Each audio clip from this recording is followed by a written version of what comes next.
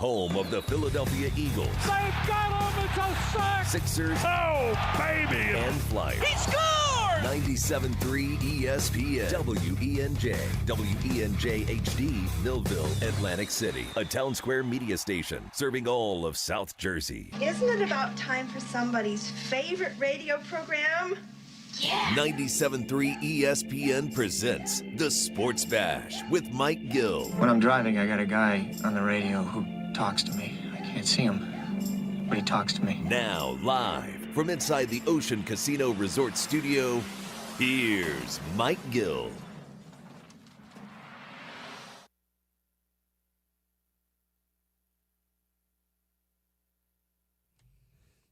Josh Hennig filling in for Mike Gill on Christmas Eve.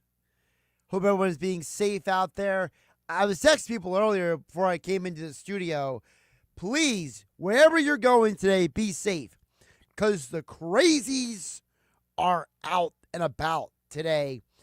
4 hours of the Sports Bash, the day before Christmas. Josh Hennig hanging out with you in the Ocean Casino Resort Studio. Of course, we're going to get into the Eagles. How deep in the postseason can the Philadelphia Eagles go this year? Plus, the Sixers win again last night. And, of course, Tyrese Maxey said some very interesting things after the game last night. You'll hear from Tyrese Maxey coming up in about 25 minutes from now. Speaking of later in the show, of course, we got for you John McMullen, Eagles insider at 3 p.m. Keith Pompey, Sixers insider for the Philadelphia Inquirer, joining us at 3:30. He is currently en route to Boston when the Sixers take on the Celtics tomorrow, 5 p.m. You can hear the game right here on 97.3 ESPN. Adam Kaplan, of course, Football on 4, powered by the Inside the Birds podcast.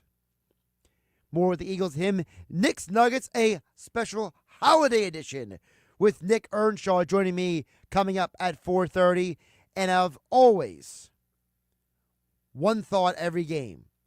Casey Joyner, the football scientist, coming up at 5 p.m. tonight. And, of course, you guys will join the conversation as well throughout the day. 609-403-0973 because it is Christmas.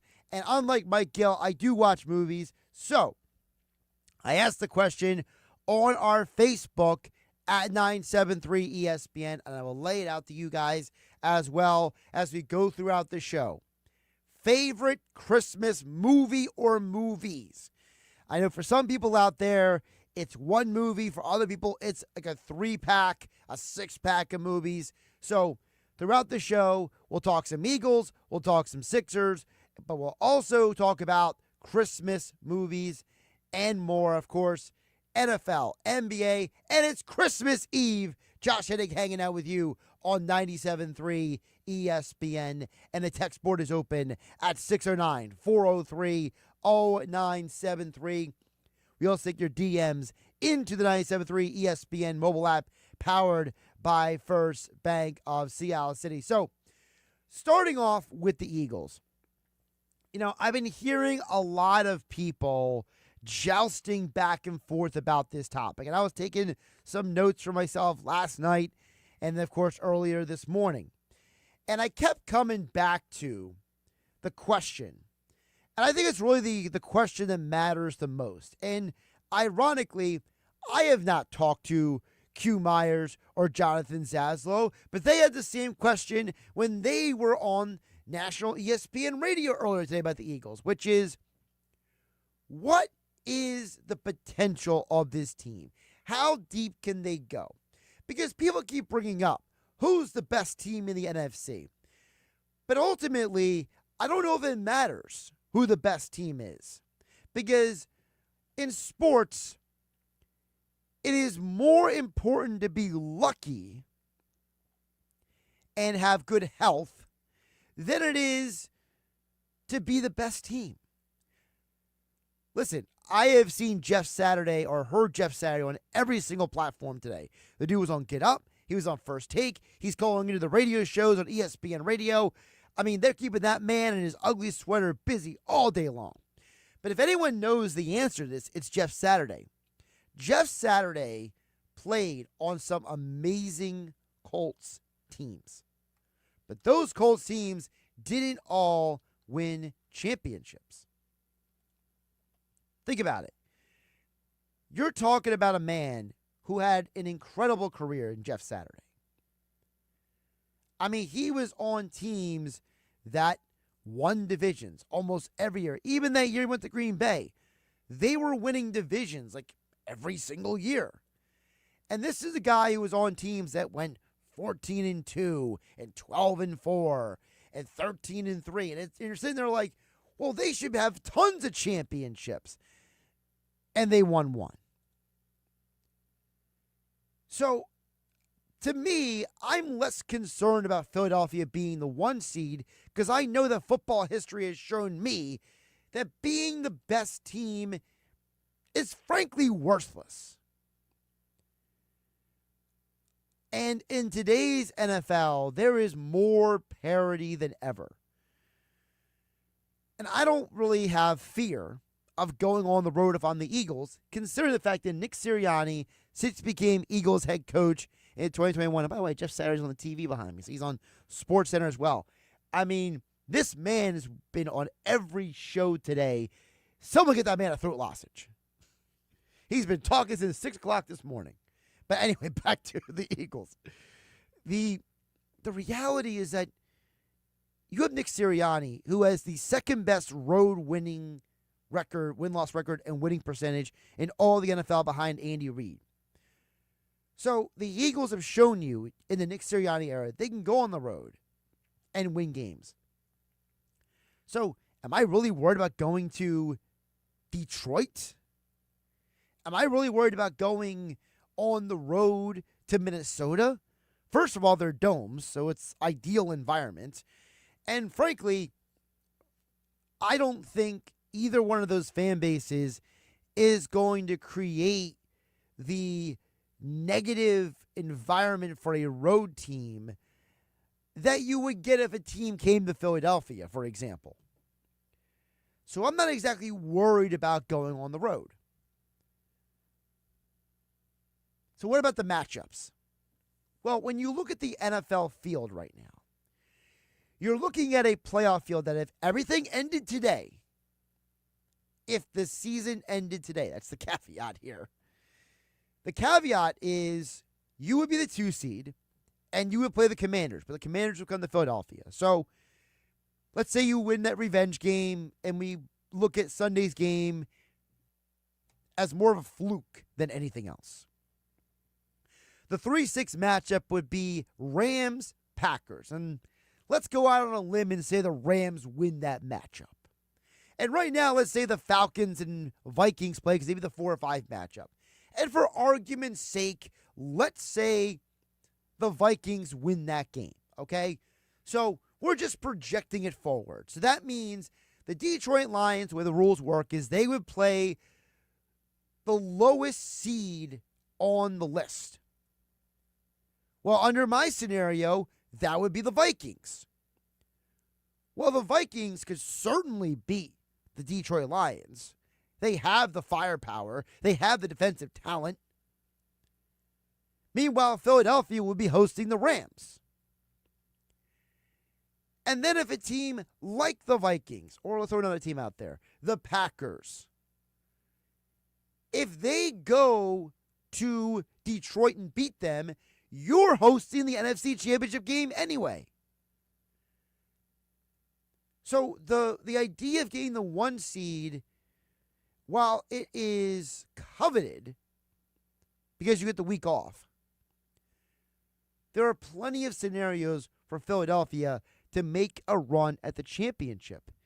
And when Q Myers and Jonathan Zazzle earlier today on ESPN Radio, here at 97.3 ESPN South Jersey, Josh Hennig hanging out with you on Christmas Eve, he was asked about how far can Philadelphia go in the playoffs. The same question that I've been wondering about.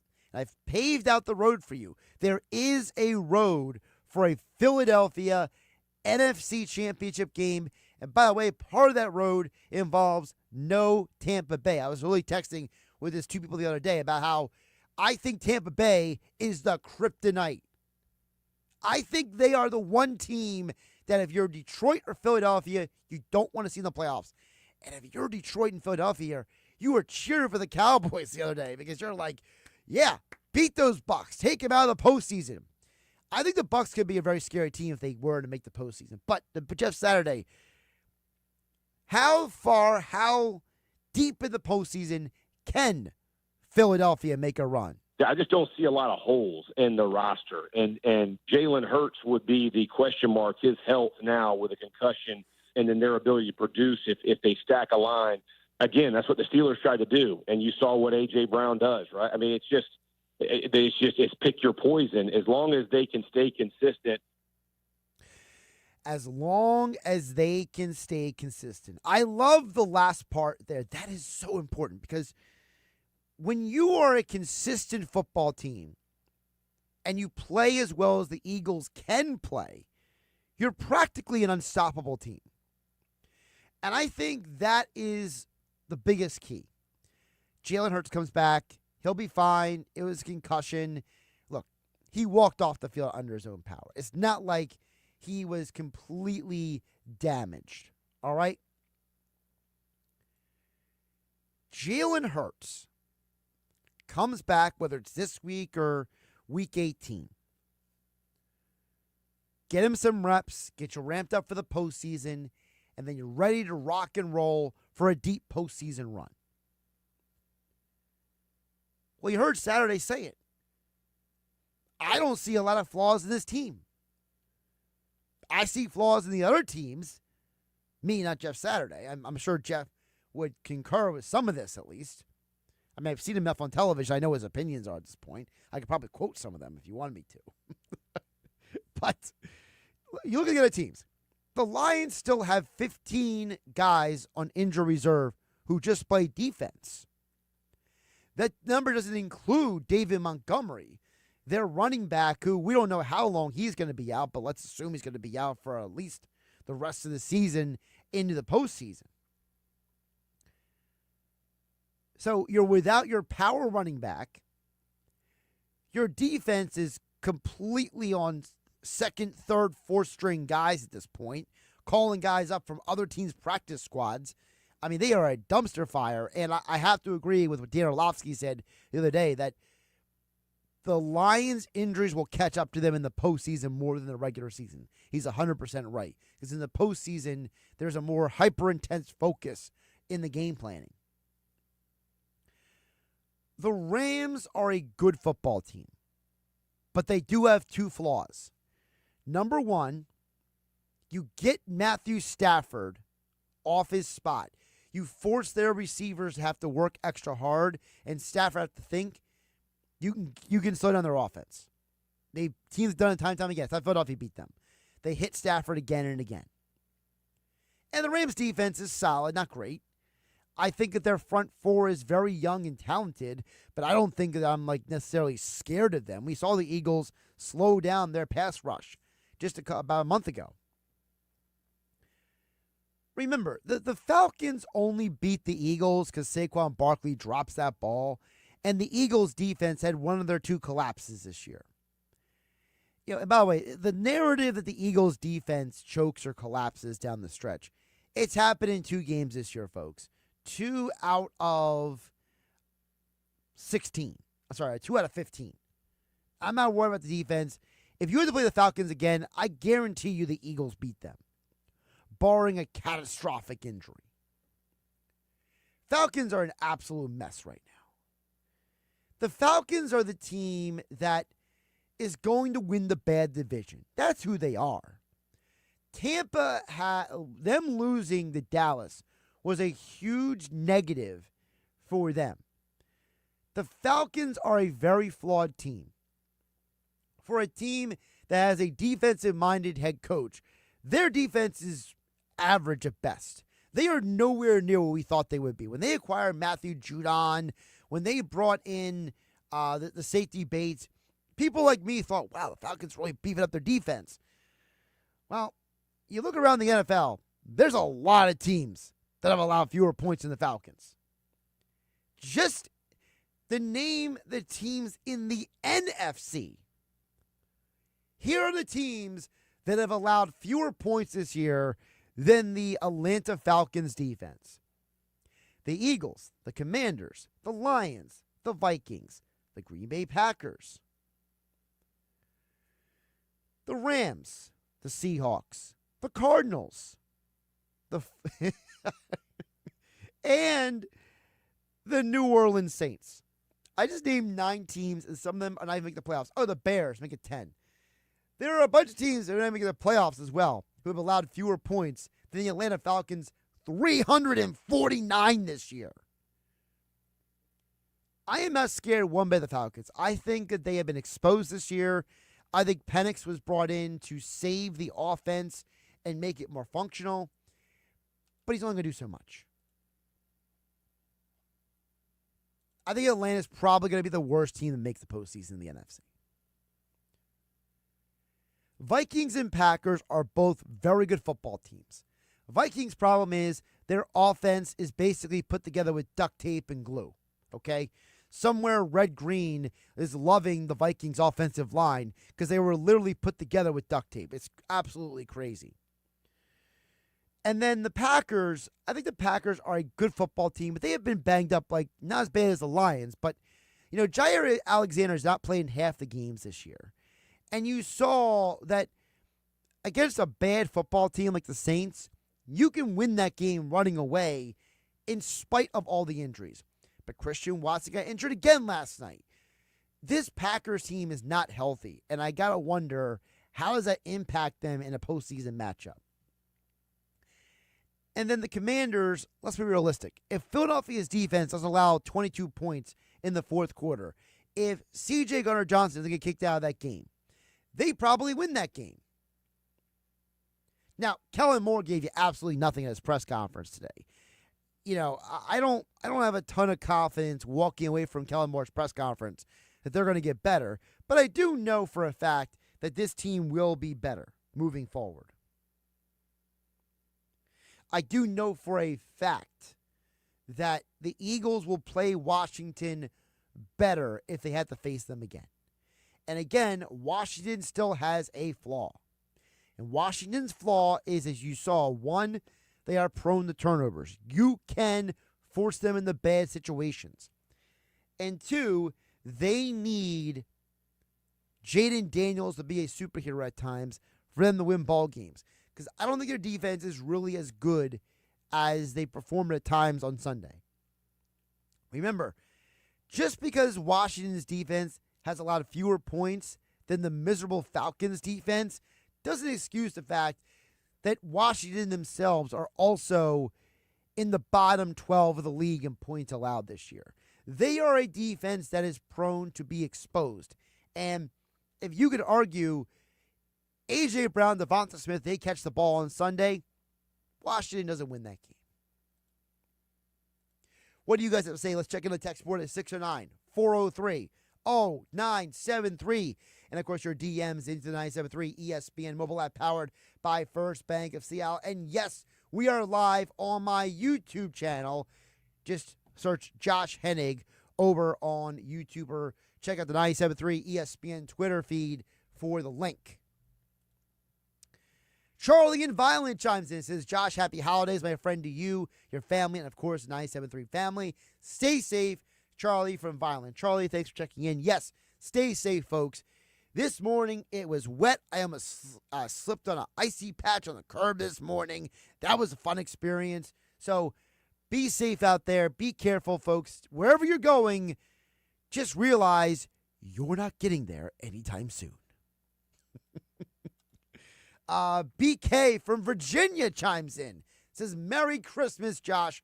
Much love to my favorite radio station. Well, Merry Christmas to you, BK. Thanks for listening. I'm assuming it's on the 973 ESPN mobile app, which is free thanks to First Bank of Seattle if you're listening in Virginia. Jeff in Ocean City chimes in at 609-403-0973. Says, Josh, if the Eagles host the NFC title game, they are going to the Super Bowl. By the way, my favorite Christmas movie is Die Hard. Merry Christmas from Jeff in Ocean City. All right, let me start taking a tally here. So we got a diehard vote here. Now, I am of the camp that I believe Die Hard is a Christmas movie.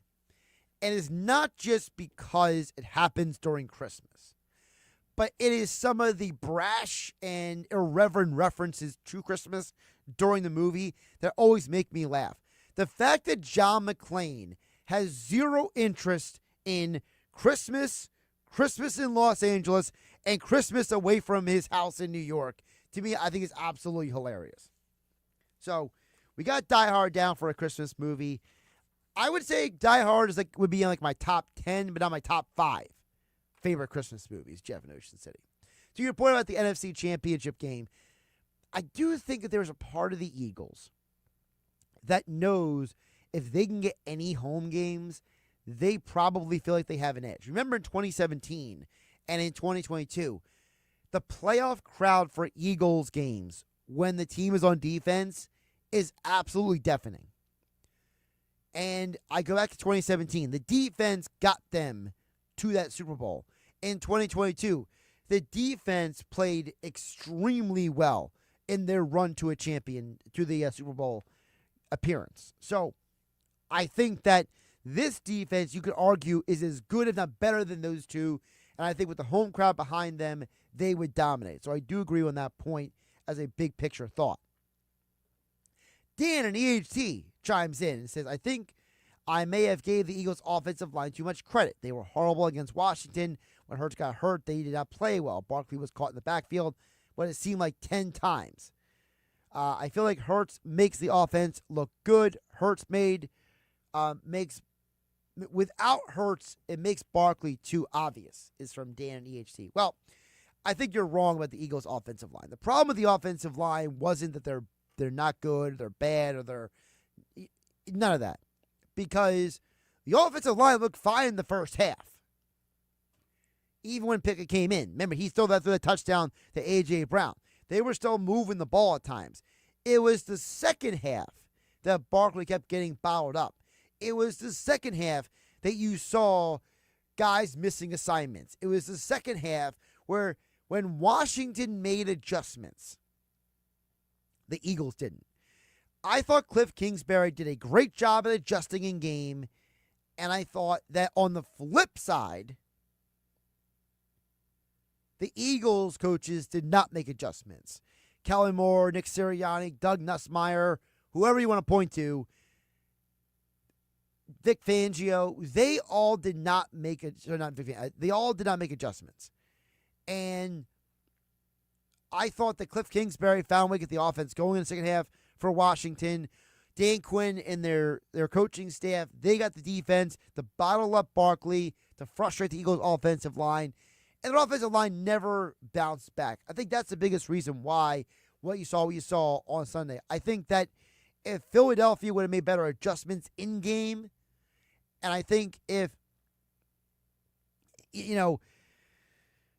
and this is where having Cam Jurgens is a problem, okay? And I'm not going to sit here and talk smack about the guy, but I do think that if Jason Kelce was on the field on Sunday, some of those blown assignments by the offensive line don't happen. Josh Hennig filling in for Mike Gill here on the Sports Bash on 97.3 ESPN.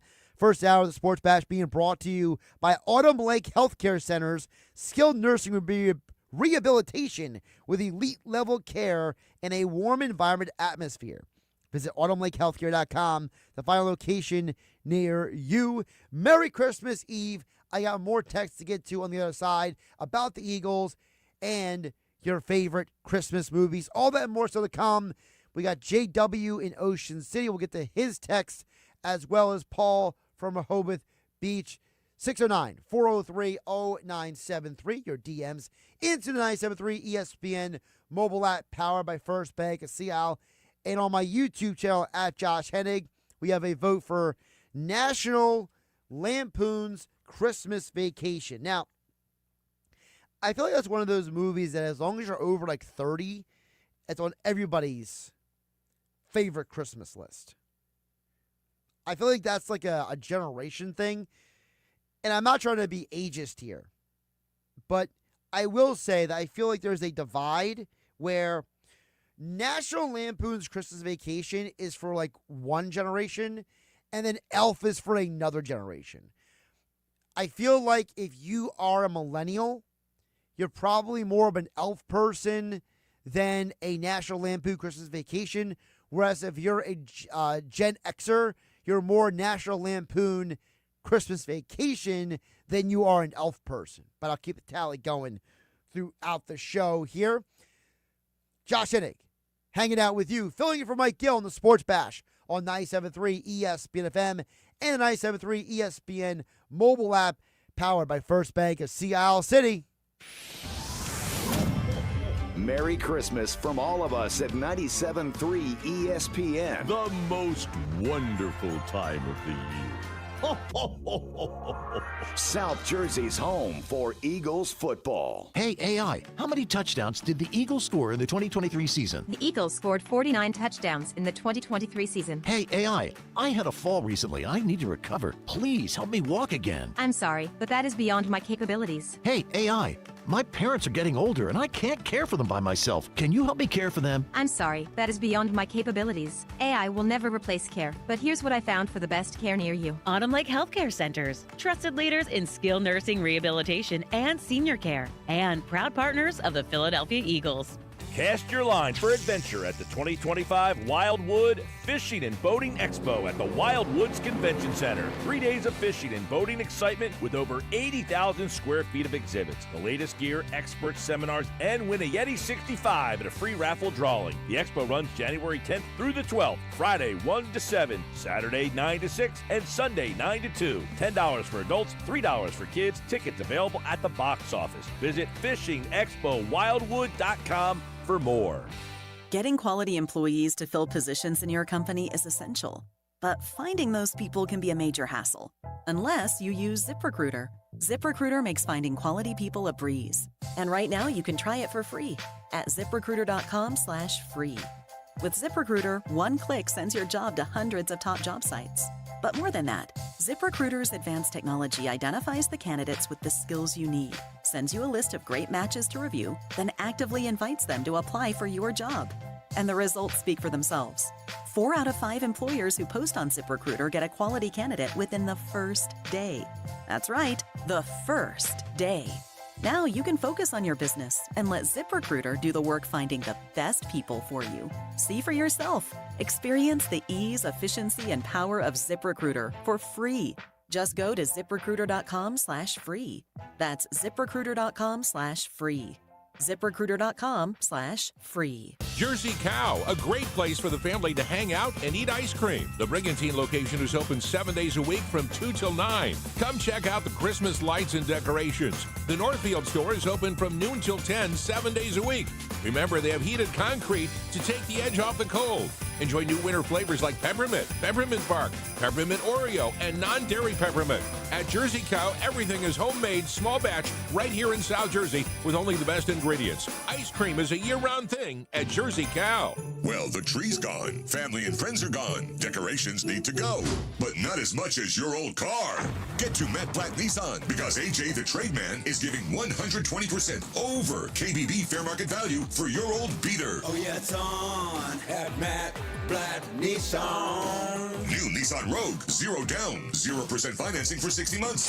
Have a job clearing $450 per week? You're virtually approved today. New 2025 Matt Blatt Nissan Sentra S, just $159 per month lease with 0 security deposit. Matt Blatt Nissan.com. On approved credit through NEMAC. Negative equity will be refinanced into new vehicle, plus tax tag and $689 doc fee. Offers can't be combined. Call 877-289-6670 or go to mattblattnissan.com for complete details. 39 months, 10,000 miles, 1,500 due through NEMAC. VIN SY231958. MSRP 22,730. Offer ends 1/14/2025. It's on at Matt Blatt Nissan on the Black Horse Pike. Egg Harbor Township. Are you having the holiday horrors trying to figure out the perfect gift for everyone on your list? It's terrifying. But guess what? I have the perfect gift you can give everyone. Hands-free Skechers slip-ins. That's right. They're the perfect gift for a mother, for a father, grandma, grandpa, for the kids, for a friend, for a coworker, for everybody. Because with Skechers slip-ins, they'll never have to touch their shoes again. Just step into them and they're on. With no bending down, no retying the laces, and you are good to go. Find Skechers slip-ins for the holidays at a Skechers store, Skechers.com, or wherever stylish footwear is sold. Winter is here. Are you prepared? Don't get left in the dark. Kelvy Electric, a certified Generac dealer, has you covered. From installation to maintenance, they're your go-to experts for Generac generators, ensuring your home stays powered through any storm. A Generac home standby generator will automatically restore power to your home during an outage, so your life goes on uninterrupted. Put your trust in Kelvy Electric, the premier electrical contractor, serving South Jersey for over 110 years. Visit KelvyElectric.com today and stay ahead of any storm. I've paid my dues. Don't miss One Vision of Queen featuring Mark Martel. Friday, February 7th at Ovation Hall in Ocean Casino Resort. Oscar-winning performer Mark Martel brings his unique theatrical production to Ocean Casino Resort. One Vision of Queen featuring Mark Martel. Friday, February 7th at Ocean Casino Resort. Tickets on sale now at theoceanac.com. Is your home ready for the season? Worried about rooms that just won't stay warm this winter? Call Jenkins Plumbing and Heating today to ask about a new energy-efficient system from American Standard Heating and Air Conditioning or a Mitsubishi ductless system. With generous financing options through South Jersey Gas or Atlantic City Electric, plus additional savings through rebates from your local utility companies. Upgrading your system could also help lower your utility bills. Call Jenkins today or visit jenkinsandsons.com. Merry Christmas from all of us at 97.3 ESPN. Tune in to the best station on the North Pole. South Jersey's home for Eagles football. Josh Hennig filling for Mike Gill on Christmas Eve.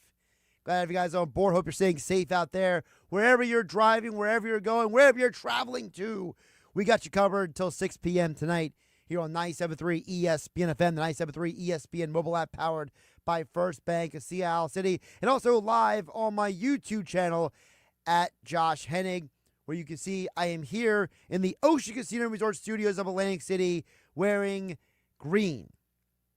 It just happens to be Eagles green.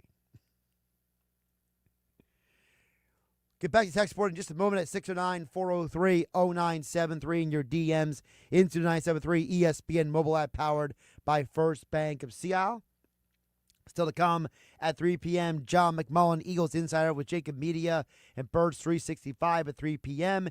And Sixers Insider and reporter Keith Pompey of the Philadelphia Inquirer will join us live from Boston coming up at 3:30. So we got Eagles, we got Sixers, and as I said before, I want to know your favorite Christmas movie or movies. Give them to me. I'm going to keep a tally throughout the 4 hours of the Sports Bash today on 97.3 ESPN. JW in Ocean City chimes in to the conversation. He says, Josh, I agree with your point, but the week off is important as home field for the entirety of the playoffs. Eagles can still host a championship game. They could use a week off. It would be huge. That's JW in Ocean City. JW, I'm not saying that I'm not saying the week off doesn't have value. What I'm saying is that I don't think it's as priority essential. Okay? And, because again, I'm looking at it I look at the other teams, and I don't see a team that I'm worried about going to their house. I'm not worried about going to Detroit or Minnesota, for example, for a playoff game if I have to go there if I'm the Eagles. This isn't like, you haven't won a game in Seattle since, 2008, I believe. So, it's not like that, all right? This isn't I got to go to San Francisco when they're at full power. This is a team that I think is a very good road team, and the teams that they would go on the road against would be less of a problem. Now, you're right. Could they use a week off? Of course, but every team could. every team could use a week off to get healthier, to rest up. But frankly, I wouldn't be surprised if they use that week 18 against the Giants as their rest week. Because if they win this Sunday, they're winning the division. And then the only hope that you have to win the 1 seed is if the Packers beat the Vikings in week 17 and then the Vikings beat the Lions in week 18. Like, that's what we're talking about here. And I think that's why I'm wondering, does week 18 become less of an essential play and they rest those guys for that game?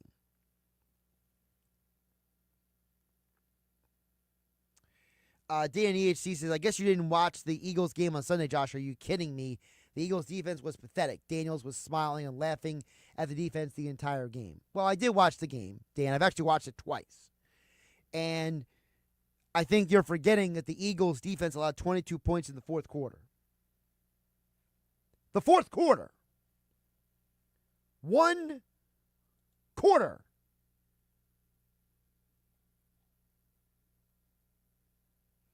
I'm not holding 1 quarter and 1 2-minute drive by Kirk Cousins in week 2 against the defense that otherwise, when healthy, has been arguably, if not the best, one of the best defenses all of football.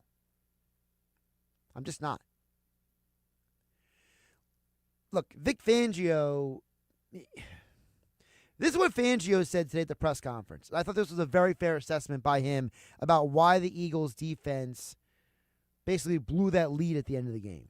Well, we gave up too many explosive plays. You know, the one drive, they hit 2 big ones on us. That's one part of the equation. Didn't have a good day on third down. That's another part of the equation. And the field position that had shorter distance to go occasionally, we just didn't play as good as we had been playing overall. In other words, it was a bad day at the office. Now, you don't want them to have a bad day at the office in the playoffs, but as Vic Fangio said later in his press conference, these games are learning experiences. These are not games that you forget it and throw it away. He said, these are games you have to remember so you don't make those mistakes again. And in the game, the Eagles had a plethora of missed tackles, a ton of miscommunication, poor plays and adjustments. It was just a bad day. I mean, Quinyon Mitchell gave up the only touchdown reception he has had all year. 609-403-0973 is the text where Paul from Hobith says, Josh, Merry Christmas. Heading back to Jersey for the holidays. Well, safe travels there, Paul. Paul goes on to say, I think the 2 drop passes and the defensive collapses is way more concerning than you make it out to be if you get the ball back to Mahomes or Allen because the offense couldn't get the last first down to end the game. Then you're going to lose that Super Bowl. You cannot give those guys a chance like they did for Atlanta and Washington. See, here's the thing, Paul. I'm not saying it's not concerning. I'm just saying that if you look at the season as a whole, it's not who Philadelphia has been.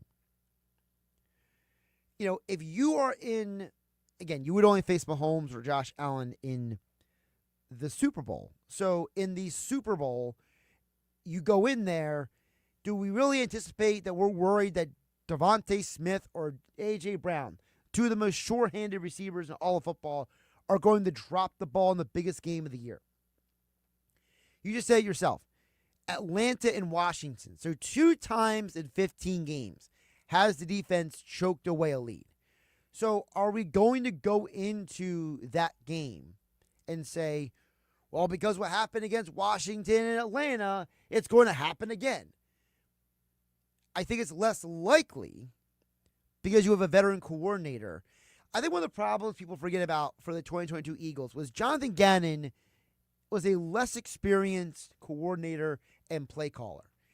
He was unable to make adjustments in the biggest game under the bright lights. I don't think Fangio is going to run scared in that situation. Fangio has been in big playoff games. He has been in championship games. He's coached in a Super Bowl, specifically for the San Francisco 49ers. I don't think that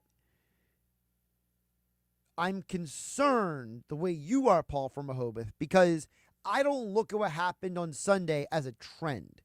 I look at Sunday as something that happened in that specific game. And if Fangio is right, they're going to learn from it, then I'm not worried about it. I think Fangio made an amazing point after the Falcons game when they asked him about, where things went wrong. And he said, well, I got to coach these guys up better. And listen, people like me here on 97.3 ESPN, Josh Hennig filling in for Mike Gill on Christmas Eve on a Tuesday afternoon. Glad to have you guys on board the show today. I said it back in September, and many other people in the media said it as well. There we go, the coach speak. I got to do a better job, blah, blah, blah. Well, he shut us all up because the Saints game, they shut down a Saints offense that has scored over 90 points in 2 games. The Eagles' defense is one of the only defenses to shut down Joe Burrow and the Bengals this year. The Eagles' defense in the first matchup against Washington really got to Jaden Daniels multiple times.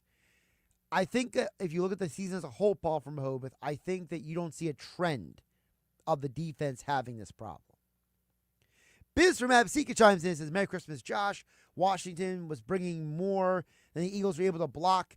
Once Hurts got hurt, he says, put me down for Christmas vacation. All right, so we got a Christmas vacation vote, so that's now, we're up to 2. About the bringing more than one to block.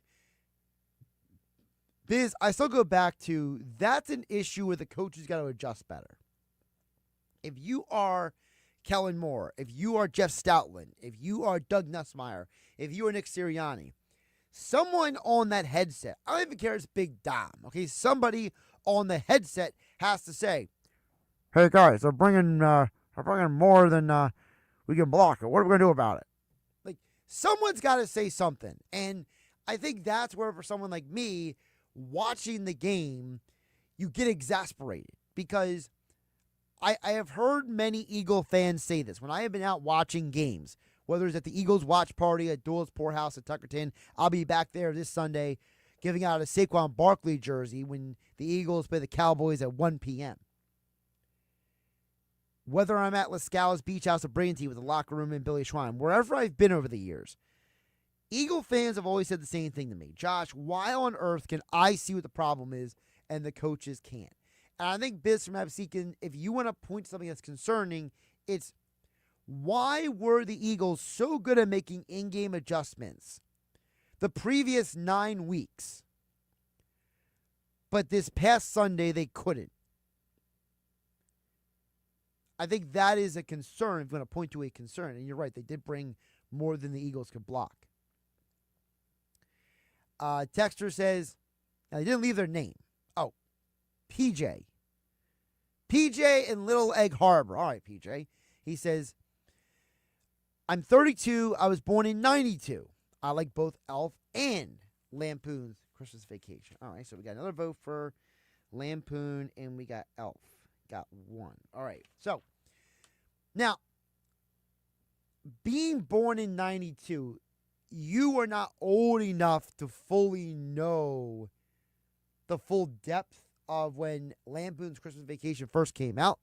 So I'm going to say that you probably just had family members who exposed you to it at a young age, or a young enough age. I don't know if I want you watching at 5 years old, but young enough age where you were able to appreciate it. And maybe they filled in some of the gaps for you because, again, anyone born after 1990, you don't fully understand the world before the internet. Like, you have an idea, but you don't understand the full depth of the payphone and rotary dialing and a station wagon. Like, some of that stuff you might be like semi-familiar with. You know, it's like if you're 5 years old and you saw Eric Dickerson run for 2,105 yards. Like, you saw it, but you didn't fully grasp it until someone explained it to you. Monday Marcus chimes in on the text board at 609-403-0973. He says, Merry Christmas, Josh. What is it in the town with players and their attitude? C.J. Gardner-Johnson, then Embiid last night, even though that ref was horrible, it wasn't a good look. I'm sure you will get that, but as the Birds, They play the Cowboys and the Giants. Do you feel they will hopefully be less impacted than, say, Minnesota, who plays Green Bay, and then Detroit, Minnesota at the end of the year? It's from Monday Marcus. A couple things there. Number one, I do think there's something to be said for the fact that the way Joel Embiid exploded last night, and listen, I don't have any special information about this. I am not an insider. We'll ask Keith Pompey coming up in less than an hour from now about it. I do feel like there was something off in Embiid's reaction. There's never a moment in my life in playing sports where I ever felt the need to react that over the top to a foul call. As a fan, there has never been a moment in time where I felt I had to be that aggressive on a play that was legitimately 50-50. You could have called it Embiid. You could have called it on Wemby. Frankly, it was probably the right call they called on Embiid because he did barrel him over. So for Embiid to react the way he did, I am concerned a little bit where Joel Embiid's mindset is, because after the game, he runs out on the court, he hugs Tyrese Maxey, and it was like Joel Embiid acted like his outburst never happened. And I'm a little concerned that he doesn't grasp what happened. C.J. Gardner-Johnson has always been a dude with an attitude. And it's on the other teammates and the coaching staff to reel him back in. Guys like Slay, veterans on this team, Brandon Graham's injured right now, but he can still talk to him. But there are other guys like Josh Sweat. There are veterans on the other side of the ball like Lane Johnson, Jordan Mailata. Like, these guys got to just take him aside and be like, dude, we need you. You got to chill out. So I think it's more of a bad look than it is about something about the players in the city, Monday Marcus. Now, to your point about who the Eagles play versus the other teams. Yes, there is hey, if we get to a big lead on the Cowboys, we can run away with that game. Hey, we can get a lead on the Giants. We can rest our guys. Whereas the Vikings got 2 tough games to end the season. And Detroit's got to play Minnesota last week. So, yes, you're right. There is something to that. Ton of text to get to. 609-403-0973. We'll rapid fire more your texts on the other side. Don't forget, John McMullen. Talk more Eagles at 3 o'clock. Keith Pompey on the Sixers at 3:30. Adam Kaplan for Football at 4. Also to come with me, Josh Hennig, filling for Mike Gill on the Sports Bash on 97.3 ESPN. Merry Christmas from 97.3 ESPN. It's Sixers basketball tomorrow night on 97.3 ESPN with the voice of the Sixers, Tom McGinnis, calling all the exciting play-by-play action. Cross-court, Paul George, three-pointer in the air. It's good! PG for 3! It's Sixers Celtics tomorrow night. Coverage begins at 5 p.m. It's Sixers basketball all season long on South Jersey's radio home for Philadelphia 76ers basketball. 97.3 ESPN. Merry Christmas! Sub sandwiches? Forget it. Salad? No way. Brand new Kias are less than lunch. Under $5 a day. $5. Now at RK. RK Kia of Vineland. Lease new Kia K4, K5, and Sorrentos. All 3 under $5 a day. Now at RK Kia. Lease new 25 Kia K4, LXS, K5 LXS, even Sorrento LX with 3rd row seating. All 3 under $5 a day. $5. And when everyone is offering 0 for 48 months, we've got it for 60. That's 0% financing for 60 months.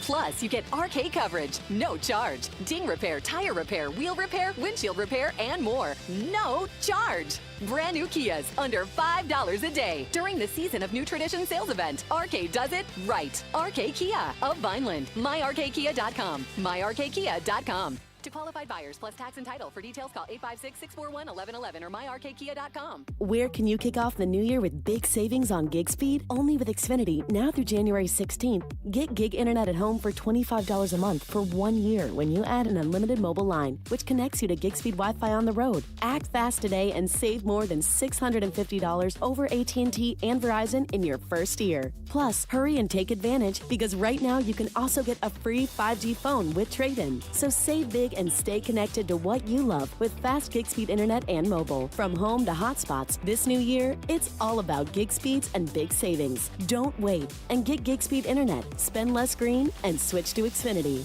Go to Xfinity.com/gig savings to learn more. Requires paperless billing and autopay with stored bank account. Restrictions apply. Equipment, taxes, and fees extra. $40 internet discount applied to mobile bill. After promo, regular rates apply. Actual speeds vary. Savings compared to Verizon Fiber Gig Plus 1 Unlimited Welcome Line and AT&T Fiber Gig Plus 1 Unlimited Starter Line. Xfinity internet required. Reduced speeds after 30 gigabits of usage per line. Data thresholds and actual savings vary. Are you having the holiday horrors trying to figure out the perfect gift for everyone on your list? It's terrifying. But guess what? I have the perfect gift you can give everyone. Hands-free Skechers slip-ins. That's right. They're the perfect gift for a mother, for a father, grandma, grandpa, for the kids, for a friend, for a coworker, for everybody. Because with Skechers slip-ins, they'll never have to touch their shoes again. Just step into them and they're on. With no bending down, no retying the laces, and you are good to go. Find Skechers slip-ins for the holidays at a Skechers store, Skechers.com, or wherever stylish footwear is sold. 'Twas the month of December, and all across the lot, the people were raving about the Kias they got. It was the best holiday ever, and everyone had it made, cause Matt Blatt Kia gave them more for their trade. It's the Season of New Traditions sales event. Currently buried in a loan or lease, Matt Blatt Kia wants to get you released and into your brand new all-wheel drive Kia Sportage or Sorento SUV. 0 down, 0 payments until March, or 0% for 48 months. So bring any old sled, because if you have a job clearing $450 per week, you too could be approved. And drive home in a brand new Kia K4, just $159 per month lease with 0 security deposit and only $36.50 due. It's gotta be a Matt Blatt Kia. With approved credit, $13.89 per thousand finance. Not all will qualify. Credit may affect down payments. Offers can't be combined. Go to mattblattkianj.com for complete details or 888-505-6670. Price includes all costs to be paid by consumer, except for licensing, registration, and taxes through KMF. Rebates and incentives to dealer. Expires 1/4/25. Matt Blatt Kia, 6211 Black Horse Pike, Egg Harbor Township, and on Route 37 in Toms River. Get even more savings this holiday season by becoming a Milo's Rewards member. Don't miss new member deals dropping every week, like $15 off a purchase of $50 or more on select Bounty, Charmin, and Puffs paper products. Plus, get free standard shipping with Silver Key status. Just one more way Lowe's is here to help you shop, save, and enjoy the holidays. Join for free today. Milo's Rewards program subject to terms and conditions. Visit Lowe's.com/terms for details. Subject to change. Exclusions and more terms apply. Visit Lowe's.com/shipping terms for details. Are you ready for a breakfast game changer? Discover Hot Bagels and more with locations in Margate, Northfield, Summers Point, and Atlantic City. They serve hot, fresh bagels crafted daily in a variety of flavors that will keep you coming back for more. Don't miss their homemade tuna and chicken salads along with delicious soups. Plus, check out their lunch specials and party platters. Perfect for gatherings and holiday meetings. Swing by Hot Bagels and More and experience the bagel game changer today. Visit hotbagelsandmore.com or stop in today. Merry Christmas from all of us at 97.3 ESPN. La, la, la, la, la, la, la. South Jersey's home for Eagles football. It's the holiday season. Josh Hennig filling in for Mike Gill here in the Ocean Casino Resort Studios on 97.3 ESPN. Of course, an anonymous person would text this in. Josh, keep forgetting about Carolina. Xavier Legette doesn't drop that pass, the Eagles lose. Yeah, well, if Devontae Smith doesn't drop the ball this past Sunday, the Eagles win. If Saquon Barkley doesn't drop the ball on Monday Night Football, the Eagles win. So we could do the whole, if you don't drop the pass, you win, you lose, and we would be here for the next 10 hours. By the way, I think the NHC has given a vote for a National Lampoon Christmas Vacation. So now I'm up to 4 votes for that one. Squeeze in one more text before we hit the break here. Texter chimes in at 609-403-0973. Says, losing hurts in the game was not the problem. The offense put up 33 points. The problem was the defense could not adjust and gave up 22 points. By far the worst defensive game since maybe week 2. Well, again, if you're saying you've only had 2 bad defensive games all year, then you're still a good defense. And frankly, all 22 of those points happened after C.J. Gardner-Johnson left the game. Now, if you want to point to the bad tackling throughout the whole game, you can do that. Again, I don't look at one game as an indictment of the entire season. I look at one game, as Vic Fangio said, as it's a learning opportunity for us to never make those mistakes again. We'll ask John McMullen about it coming up next. Birds 365 on the Jacob Media YouTube channel. Host, he joins me next on 97.3 ESPN. It's bowl season on ESPN Radio. 25 bowl games, including the college football playoff and national championship game. The electricity, the atmosphere. This is why you do what you do. Coverage continues tonight with the Hawaii Bowl at 7:30 Eastern on ESPN Radio. It's college bowl season on 97.3 ESPN. It's the beauty of college football. Well, the tree's gone. Family and friends are gone. Decorations need to go. But not as much as your old car. Get to Matt Blatt Nissan because AJ the Trade Man is giving 120% over KBB fair market value for your old beater. Oh, yeah, it's on at Matt Blatt Nissan. New Nissan Rogue, 0 down, 0% financing for 60 months. Have a job clearing $450 per week? You're virtually approved today. New 2025 Matt Blatt Nissan Sentra S, just $159 per month lease with 0 security deposit. Matt Blatt Nissan.com. On approved credit through NEMAC. Negative equity will be refinanced into new vehicle, plus tax tag and $689 doc fee. Offers can't be combined. Call 877-289-6670 or go to mattblattnissan.com for complete details. 39 months, 10,000 miles, 1,500 due through NEMAC. VIN SY231958. MSRP 22,730. Offer ends 1/14/2025. It's on at Matt Blatt Nissan on the Black Horse Pike, Egg Harbor Township. Go to get your game on at the Gallery Bar Book and Games at Ocean Casino Resort. Cheers your favorite drinks while cheering on your favorite team. Get in on the parlay while in the middle of a party. Go for the sports scene and go for the endless screens. Go to the Gallery. Go to the Fanatics Sportsbook. Go for the win at Ocean Casino Resort. For more information, visit theoceanac.com. Must be 21 or older to wager or consume alcohol. Gambling problem? Call 1-800-GAMBLER. Breaking news coming in from Bet365, where every nail-biting overtime win, breakaway, pick six, three-point shot, underdog win, buzzer beater, shootout, walk-off, and absolutely every play in between is amazing. From football to basketball and hockey to baseball, whatever the moment, it's never ordinary at Bet365.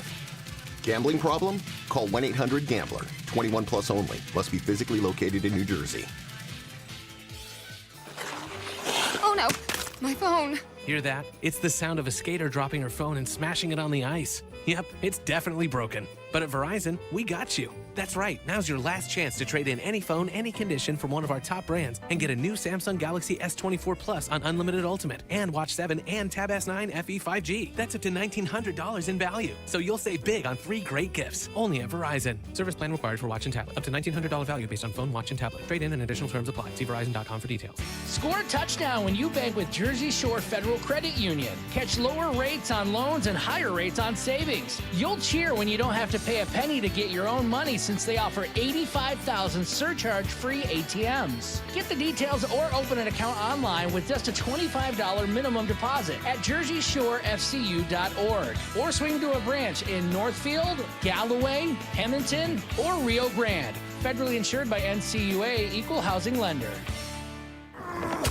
You scaled the sheer cliff face, battling frostbite, running low on oxygen. The wind pierced your skin, and every inch was agony. You reached heights no other human had before, while getting nowhere at airport security. There's more to imagine when you listen. Discover best-selling action titles on Audible. Hey, AI, how many touchdowns did the Eagles score in the 2023 season? The Eagles scored 49 touchdowns in the 2023 season. Hey, AI, I had a fall recently. I need to recover. Please help me walk again. I'm sorry, but that is beyond my capabilities. Hey, AI, My parents are getting older, and I can't care for them by myself. Can you help me care for them? I'm sorry, that is beyond my capabilities. AI will never replace care, but here's what I found for the best care near you. Autumn Lake Healthcare Centers, trusted leaders in skilled nursing rehabilitation and senior care, and proud partners of the Philadelphia Eagles. Brand new Kias are less than lunch at RK. RK Kia of Vineland. Plus, you get RK coverage. RK does it right. RK Kia of Vineland. MyRKKia.com. Home of the Sports Bash with Mike Gill, 97.3 ESPN. That sounds great, guys. WENJ, WENJ HD, Millville, Atlantic City. This is the Sports Bash with Mike Gill on 97.3 ESPN and the 97.3 ESPN free mobile app. Now live from inside the Ocean Casino Resort Studio, here's Mike Gill. Well, we gave up too many explosive plays. You know, the one drive, they hit two big ones on us. That's one part of the equation. Didn't have a good day on third down. That's another part of the equation. And the field position that had shorter distance to go occasionally, we just didn't play as good as we had been playing overall. That was Vic Fangio earlier today when he spoke to the media. Is it as simple as the Eagles' defense had a bad day?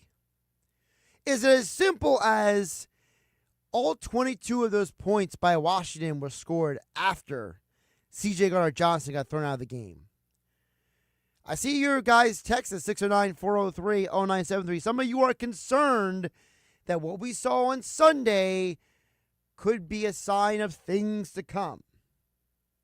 John McMullen, he's the host of Birds 365 on the Jacob Media YouTube channel. And, of course, he joins the Sports Bash almost every day, every week here on 97.3 ESPN. Josh Hennig filling in for Mike Gill on Christmas Eve. John, Merry Christmas, Happy Holidays. How you doing today? I'm doing well, yeah. Happy Christmas Eve to you and all the listeners.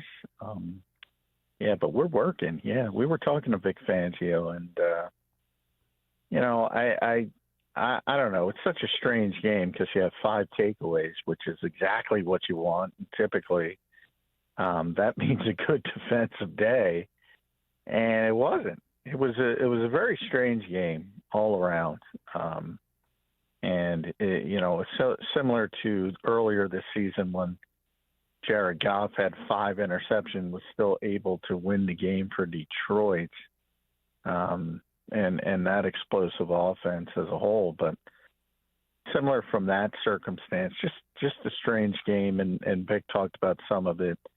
I think the most interesting thing he said was the pass rush wasn't there, because that was one question. I mean, if you go back to the first game against Washington, they blitzed twice in the entire game, and they never blitzed until the 8th drive, I believe, when they were ahead for the first time.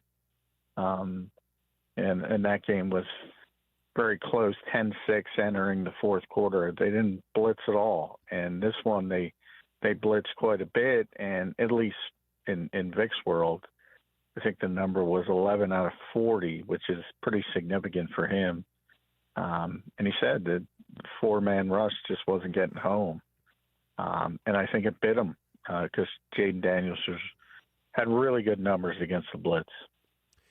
How much then is that in and of itself? Because I know Fangio said, hey, we're going to learn from this. We don't throw it away, blah, blah, blah, which I appreciate him saying that. But at the same time, I mean, couldn't you argue based on what you just said, John, that some of that was just Cliff Kingsbury having a good game plan to slow down the pass rush, the Washington coaching staff maybe just looking at the last game and finding ways to limit Philadelphia's effectiveness then?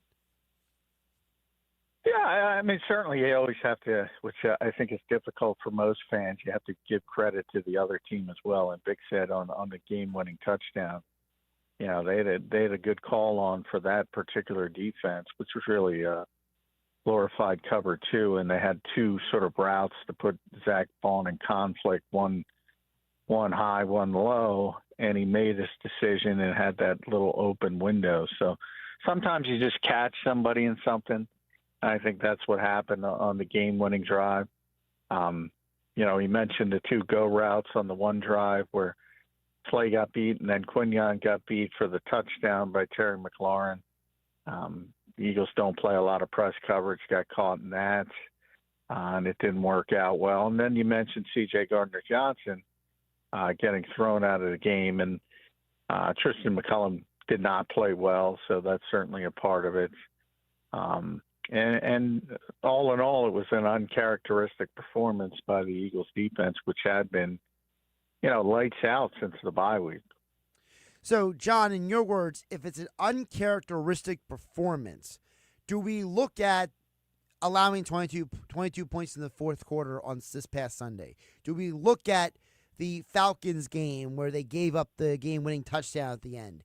Do we look at these games and say these are anomalies of basically 2 games out of 14 where we can say the defense didn't do so well, but the rest of the season, this is the bigger picture that this is still a really good defense?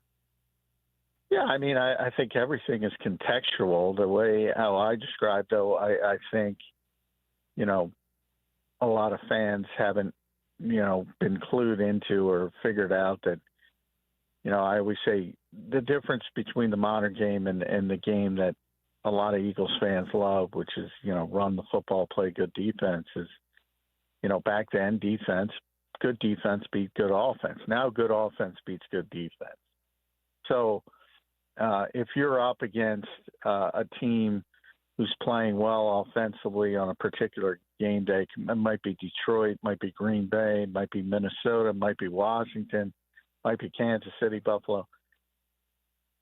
You're up against it from a defensive standpoint because of all the rule changes, everything tilted towards the offense. And sometimes you're just going to hit a buzzsaw. And I think certainly in the fourth quarter, Jaden Daniels was a bit of a buzzsaw for them. Talk with John McMullen, of course, at JF McMullen on the Twitter X platform. He is the host of Birds 365 on the Jacob Media YouTube channel, joining us here on 97.3 ESPN. Josh Hennig filling in for Mike Gill here on Christmas Eve. You mentioned the run game. Let's touch on that because there's a lot of people who are frustrated with what happened, especially in the second half of that game. If you stopped watching the game, John, after the first quarter, you probably thought Saquon was going to go for 200-plus yards. He only finishes with 150 because they bottled him up in the second half. So how much of what happened in the second half of that run game, how much of it was Jalen not being there? How much of it was the Eagles maybe not adjusting properly? How much of it is Washington basically saying, we don't even care if you pass the ball, we're just going to stop the run? Yeah, well, I think all of it could be traced to losing Jalen Hurts. We say +1 in the running game because it means +1 in the running game. And typically with traditional quarterbacks, you don't have that extra player to account for on defense. And it becomes 11 on 10. You can play the gaps and soundly. And when you have that +1, it creates a big issue especially when he can move the chains and do the things that Jalen Hurts can do. So,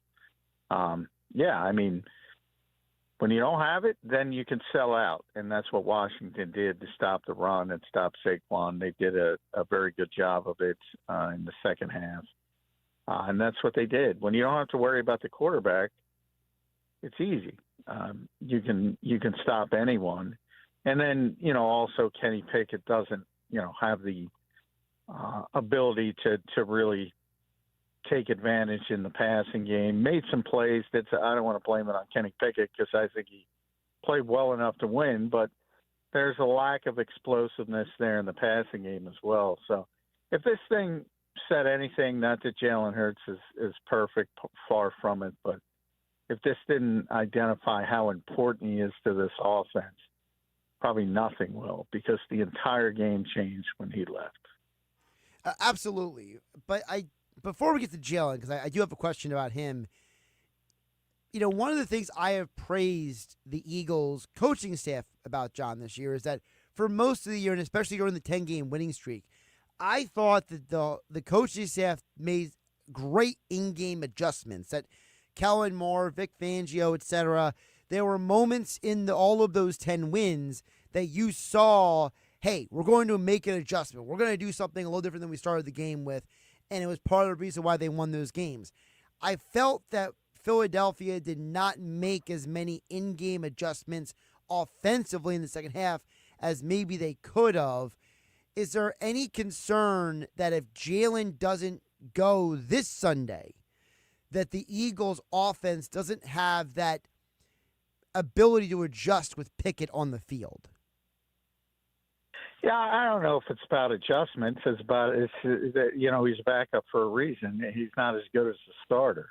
So, I mean, I think in a lot of ways Philadelphia was broken by Nick Foles and the assumption that, all right, the backup's going to do this, the backup's going to do that. And even from a standpoint of Nick Foles, everybody talks about the heights, but they don't talk about the bad games and the inconsistency. So anytime you lose your starting quarterback, who's a top-tier starting quarterback, you got a problem in the NFL, and you're going to be far more limited than when you have your starting quarterback. It's as simple as that. There's nothing Kellen Moore can do to change that. There's nothing Andy Reid can do to change that if Patrick Mahomes isn't playing, or Lamar Jackson, or Joe Burrow, or whomever your favorite starting quarterback is at the present time. You lose a player like that, and you're impacted dramatically. I would argue, where I think a lot of people don't understand, Kenny Pickett's probably one of the better backups in the NFL, because there aren't a lot of good backups in the NFL.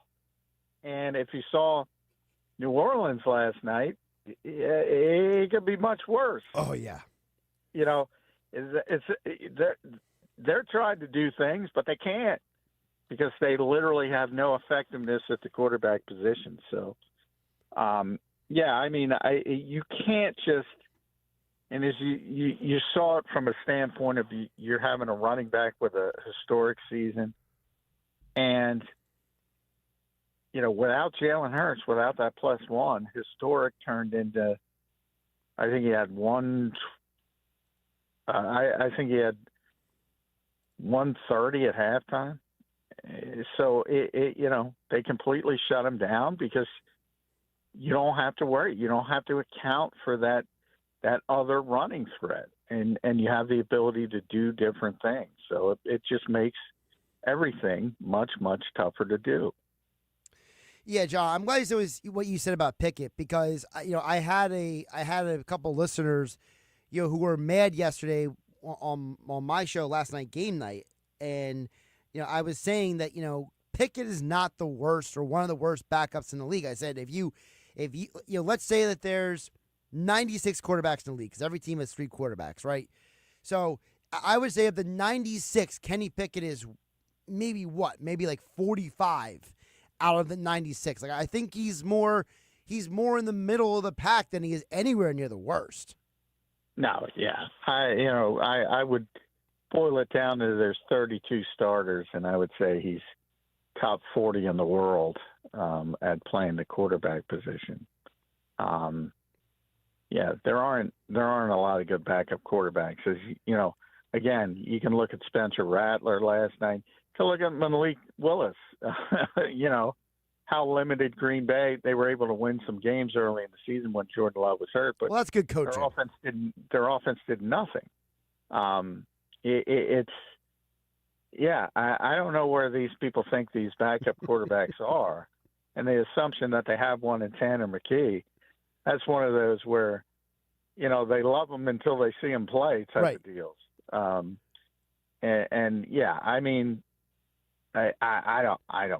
I don't understand the hatred that Kenny's gotten, but he left the field with the Eagles leading by 5 points. Right.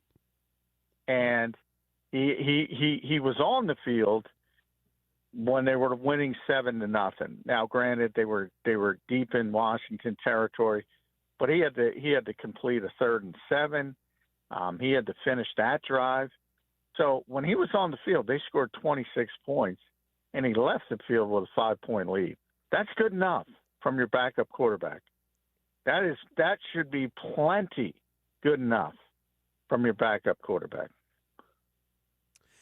John, I mentioned I wanted to get to Hurts with you. Obviously, he is in concussion protocol. Can you give the audience like the Reader's Digest version of the concussion protocol? Because I was talking about this.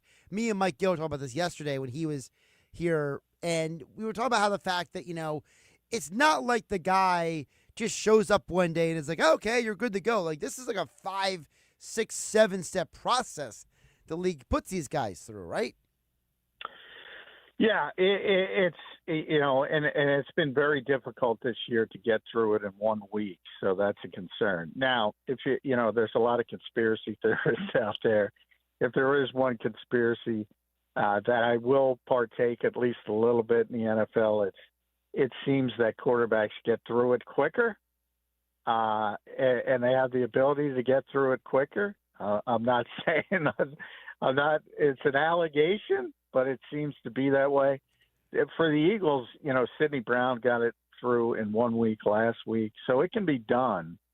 But the numbers point to it being very difficult this particular year. Going to be honest with you, it's a bit of a junk science, so you never know, and that frustrates people. And the reason you never know is because they don't know, but they won't admit it. Because it's all about limiting legal liabilities. So, you have to go through a 5-point process, and the final one is being cleared by an independent neurologist. So it has nothing to do with the Eagles. It's out of their hands. But the one thing you can guarantee this week is even if Jalen Hurts does pass through the protocol, he will not have a lot of on-field practice time, preparation time. So it'll be one of those deals where he'll be out of it at the earliest on Friday. It's usually Saturday, so he'll get very little practice time if he's out there playing on Sunday. But he's a veteran. He's played long enough where the Eagles would definitely show him the deference and allow him to play if he passes through the protocol. But he's not going to get much prep time this week. Well, I can tell you, John, the answer to your conspiracy theory, which is maybe less of a conspiracy theory, maybe more of a bigger explanation. The reason why some of these quarterbacks pass through it, John, and so the way they do is because part of the test, according to former players that I've heard talk about it, is memory recall. And if anybody's got good memory recall on the team, it's the quarterback, right? Like, they're literally asking the guys about things that happened in training camp or things that happened in August or things that happened in 2-3 games ago. So, if you're asking the guys with the best memory recall, and that's part of the protocol passage, I can kind of see why the quarterbacks get through it, John. Well, you're nicer than me because I think they get through it because they're the most important players and they want them to get through it. That's my conspiracy. Well, I mean, I look at Zach Ertz. Like, why do they push him through? The guy's had 1 million concussions, hasn't he? Well, exactly. Zach got through it in this week for the Commanders. It seems to also later in the season more people get through it quickly because earlier the Eagles, Ben Van Sumeren was the first to get through it during 1 week. Mm-hmm. And now it seems to be picking up. Britton Covey got through it in 1 week. Sidney Brown got through it in 1 week. Seems to pick up later in the season. Are you saying, John, that they're sharing tricks with each other to get through it? I don't know what I'm saying other than it's full of blue. They don't know a lot about it, and they want to pretend they do know a lot about it. And, you can cheat it. Malcolm Jenkins has been above board about that. Cheated it all the time. So there's that part of it. And there could be, players like Malcolm who want to play at all costs and other players who are more concerned about long-term issues. So there's a million things that go into it. But, players game the system sometimes if they want to be on the field.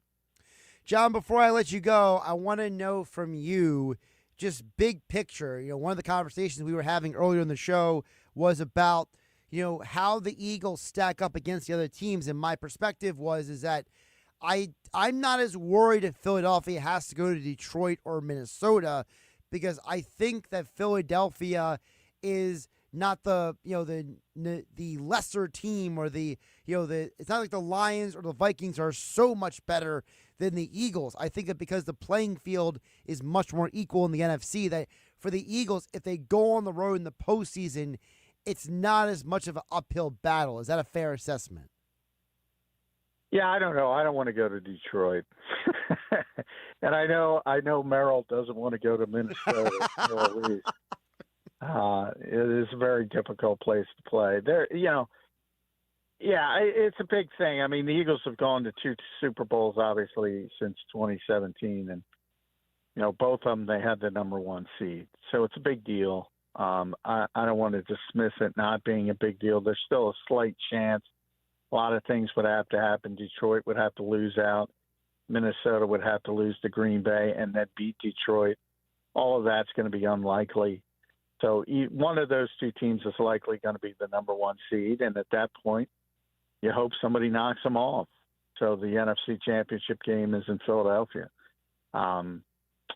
I've been firm, and obviously the injuries, but you've seen Detroit, and they're starting to get some players back. If Aiden Hutchinson was there, he's not. They're by far the best team. That is the team that I don't want to play if I'm the Eagles. I don't know if they can keep up with them offensively. I think they can beat everybody else if they play well. But, you can make a strong argument that the 3 best teams in the NFC are in the same division. You can make a very strong argument for that. He's John McMullen. Of course, check out Birds 365 on the Jacob Media YouTube channel, at JF McMullen on the Twitter X platform. John, Merry Christmas to you. Hope you get to enjoy some time off with the holiday tomorrow, although the NFL has decided to schedule 2 games on Christmas Day because, that's what the NFL does. They try to take over every day of the week now. And, of course, we will talk to you later again this week. Appreciate it. All right, thanks, Chaz. Josh Hennig filling in for Mike Gill here on the Sports Bash on 97.3 ESPN. And John McMullen's appearance is brought to you by Boardwalk Honda. Shop their lineup of new pre-owned and certified pre-owned Hondas online at boardwalkhonda.com. And, of course, we will not hear from John tomorrow because it is Christmas. No live shows tomorrow. We will have the NFL followed by Sixers at 5 p.m. here on 97.3 ESPN. A couple texts I want to squeeze in before we hit the break. 609-403-0973. Chris from Beasley's Point says, any other answer than National Lampoon Christmas Vacation is just the wrong answer. So now we got 5. Now, it's not about the right answer, Chris from Beasley's Point. It's about what is your favorite. Like, someone might say, okay, so let me use this as an example. For those of you out there who are superhero movie people, most people would say that the first Avengers movie was probably better than the second Avengers movie. And that most people like Endgame better than Infinity War. But Infinity War might have been the better movie. And you might have liked Ultron as the villain more than you liked Loki as the villain. So sometimes it's not about what the better movie is or the best movie. It's about what is your favorite. Listen, I like National Lampoon Christmas Vacation, but it's not my favorite Christmas movie. I'm not going to tell you you're wrong if it's your favorite. So Christopher Beasley's Point, I marked you down. Now I'm up to 5 votes for National Lampoon Christmas Vacation. Dan from Absecon chimes in and says, I think C.J. Gardner-Johnson being thrown out of the game was a huge turning point, and the fact that we have 5 turnovers and got 3 points was a problem. By the way, best Christmas movie by far is Scrooged with Bill Murray. Now, that's a good vote. See, I think Scrooged is very underrated. That is a great poll by Dan from Absecon. So we got to vote for Scrooged. Great poll. Dan Absecon, Merry Christmas to you. That's a great job by you. And a great point by C.J. Gardner-Johnson. I think the C.J. Gardner-Johnson thing is overlooked because all 22 of those points by Washington came when he got thrown out of the game. And frankly, as I said yesterday on 97.3 ESPN, he should have been thrown out of the game, in my opinion. The first personal foul, discipline, flag, whatever you call it, should have never been against him. The second one, we have no idea what it was because nobody saw it, no one heard it, no one knows what happened, and the explanation by the refs was completely and utterly useless. Speaking of referee, completely useless explanations, the pool reporter yesterday for the Sixers game with Keith Pompey, and he'll join us talk about Joel Embiid getting thrown out of the game. Sixers win again, and they're traveling to Boston tomorrow. Keith Pompey from the Philadelphia Inquirer joins me next here on 97.3 ESPN FM and the 97.3 ESPN mobile app powered by First Bank of Seattle. Josh Hennig, filling in for Mike Gill, hanging out with you on Christmas Eve in the Ocean Casino Resort Studios. Merry Christmas from all of us at 97.3 ESPN. Ho, ho, make it your #1 station this Christmas. South Jersey's home for Eagles football. Oh, yeah, it's on at Matt Blatt Nissan. If you're currently stuck in a loan or lease, AJ the Trade Man can get you released. Matt Blatt Nissan.com. It's on at Matt Blatt Nissan on the Black Horse Pike, Egg Harbor Township. This holiday season, Straight Talk Wireless is letting you say yes a lot more with real unlimited data. Yes to sharing pics of the ugliest holiday sweaters. Yes to checking weather on the go for surprise sledding trips. And with a free phone at sign up, let the yes-tivities begin. No way! Yes way. Straight Talk, real unlimited data. Available at Walmart or straighttalk.com. Offer valid through 1/5/25 while supplies last at participating stores. Taxes and fees apply. Requires in-store activation on select single-line plans. Limit of 2 phones per customer. For network management practices, visit straighttalk.com. Did you know there's a better way to use the bathroom? With a Squatty Potty. Squatty Potty is the original toilet stool, built to get your body into a natural squatting position on the toilet. It's clinically proven to reduce strain, time on the toilet, and get more poop out. Find yours today. Available at Walmart and Amazon.com. Join 8 million people who are having the best poop of their life. I mean, you're not going to use the bathroom with them, but you get what I'm saying. Squatty Potty, the #1 way to go #2. The last thing I remember, I was outside Chicky and Pete's. Of course, George. Chicky and Pete's is Philadelphia's most decorated and award-winning restaurant. I give each of the kids a Chicky and Pete's gift card. It's the gift that always fits. It's almost as good as getting your wings. Yeah, that's right, Clarence. You can get your wings at Chicky's, and crab fries and lobster pizza and a hot beef sandwich. You see, George, it really is a wonderful place, this Chicky and Pete's. Hi, it's Pete from Chicky and Pete's with a holiday reminder about the gift that always fits and always gets returned. Our Chicky and Pete's gift cards. Buy online and we'll ship them right to your home or office. Need them right now? Go to chickyandpete's.com and we'll send them right to your email. Or you can always come see us at all locations and pick up your gift cards. It's the gift that always fits, yet always gets returned. Chicky and Pete's gift cards. Happy holidays from Chickies and Pete's. Prescriptions require an online consultation with a healthcare provider who will determine if appropriate. Restrictions apply. See website for details and important safety information. Subscription required. Price varies based on product and subscription plan. Hi, I'm Dr. Peter Stahl, board-certified urologist and senior vice president of men's sexual health at HIMSS. In my 12 years of practice as a reproductive urologist, I've helped many guys with ED, and it has never been more convenient to treat than it is right now, thanks to HIMSS. It really wasn't easy before. You had to take time out of your day, come to a physical office, and see a specialist like me in person. Now, through HIMSS.com, you can get world-class sexual health care and a full range of treatment options for ED through a 100% online process. It starts with a free assessment from a medical provider licensed in your state who can determine if ED treatment is right for you. If prescribed, your medication is shipped to you for free. So don't wait. Join the hundreds of thousands of guys who've gotten help for their ED through HIMSS. To start your free online visit and find ED treatment at up to 95% off brand name prices, go to hims.com/joy. That's hims.com/joy for your free online visit. Winter is here. Are you prepared? Don't get left in the dark. Kelvy Electric, a certified Generac dealer, has you covered. From installation to maintenance, they're your go-to experts for Generac generators, ensuring your home stays powered through any storm. A Generac home standby generator will automatically restore power to your home during an outage, so your life goes on uninterrupted. Put your trust in Kelvy Electric, the premier electrical contractor, serving South Jersey for over 110 years. Visit KelvyElectric.com today and stay ahead of any storm. Let's play Bet Your Life.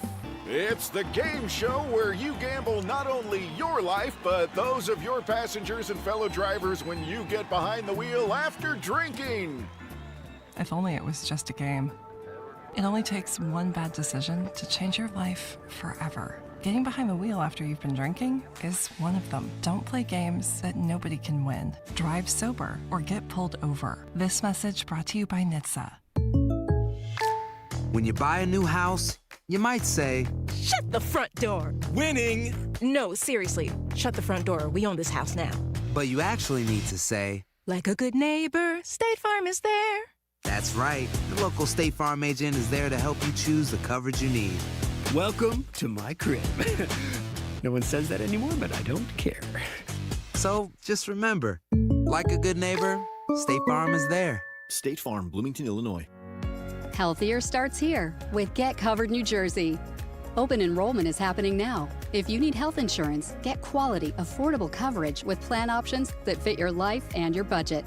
9 in 10 get financial help, and many pay $10 a month or less. All plans provide free preventive care, coverage for prescriptions, emergency services, and more. Enroll by December 31st for January 1st coverage at getcovered.nj.gov. Get even more savings this holiday season by becoming a Milo's Rewards member. Don't miss new member deals dropping every week, like $15 off a purchase of $50 or more on select Bounty, Charmin, and Puffs paper products. Plus, get free standard shipping with Silver Key status. Just one more way Lowe's is here to help you shop, save, and enjoy the holidays. Join for free today. Milo's Rewards program subject to terms and conditions. Visit Lowe's.com/terms for details. Subject to change. Exclusions and more terms apply. Visit Lowe's.com/shipping terms for details. Brand new Kias are less than lunch at RK. RK Kia of Vineland. Plus, you get RK coverage. RK does it right. RK Kia of Vineland. MyRKKia.com. Merry Christmas from all of us at 97.3 ESPN. Ho, ho, ho. South Jersey's home for Eagles football. I think every win is helping us. I mean, I think we were 3-14. Okay, so that's 7-3 last 10. So, I mean, I think every win has been building up to this. No matter who we played, winning right now is the main focus. I think we've gotten better every single night. Guys have gotten used to each other.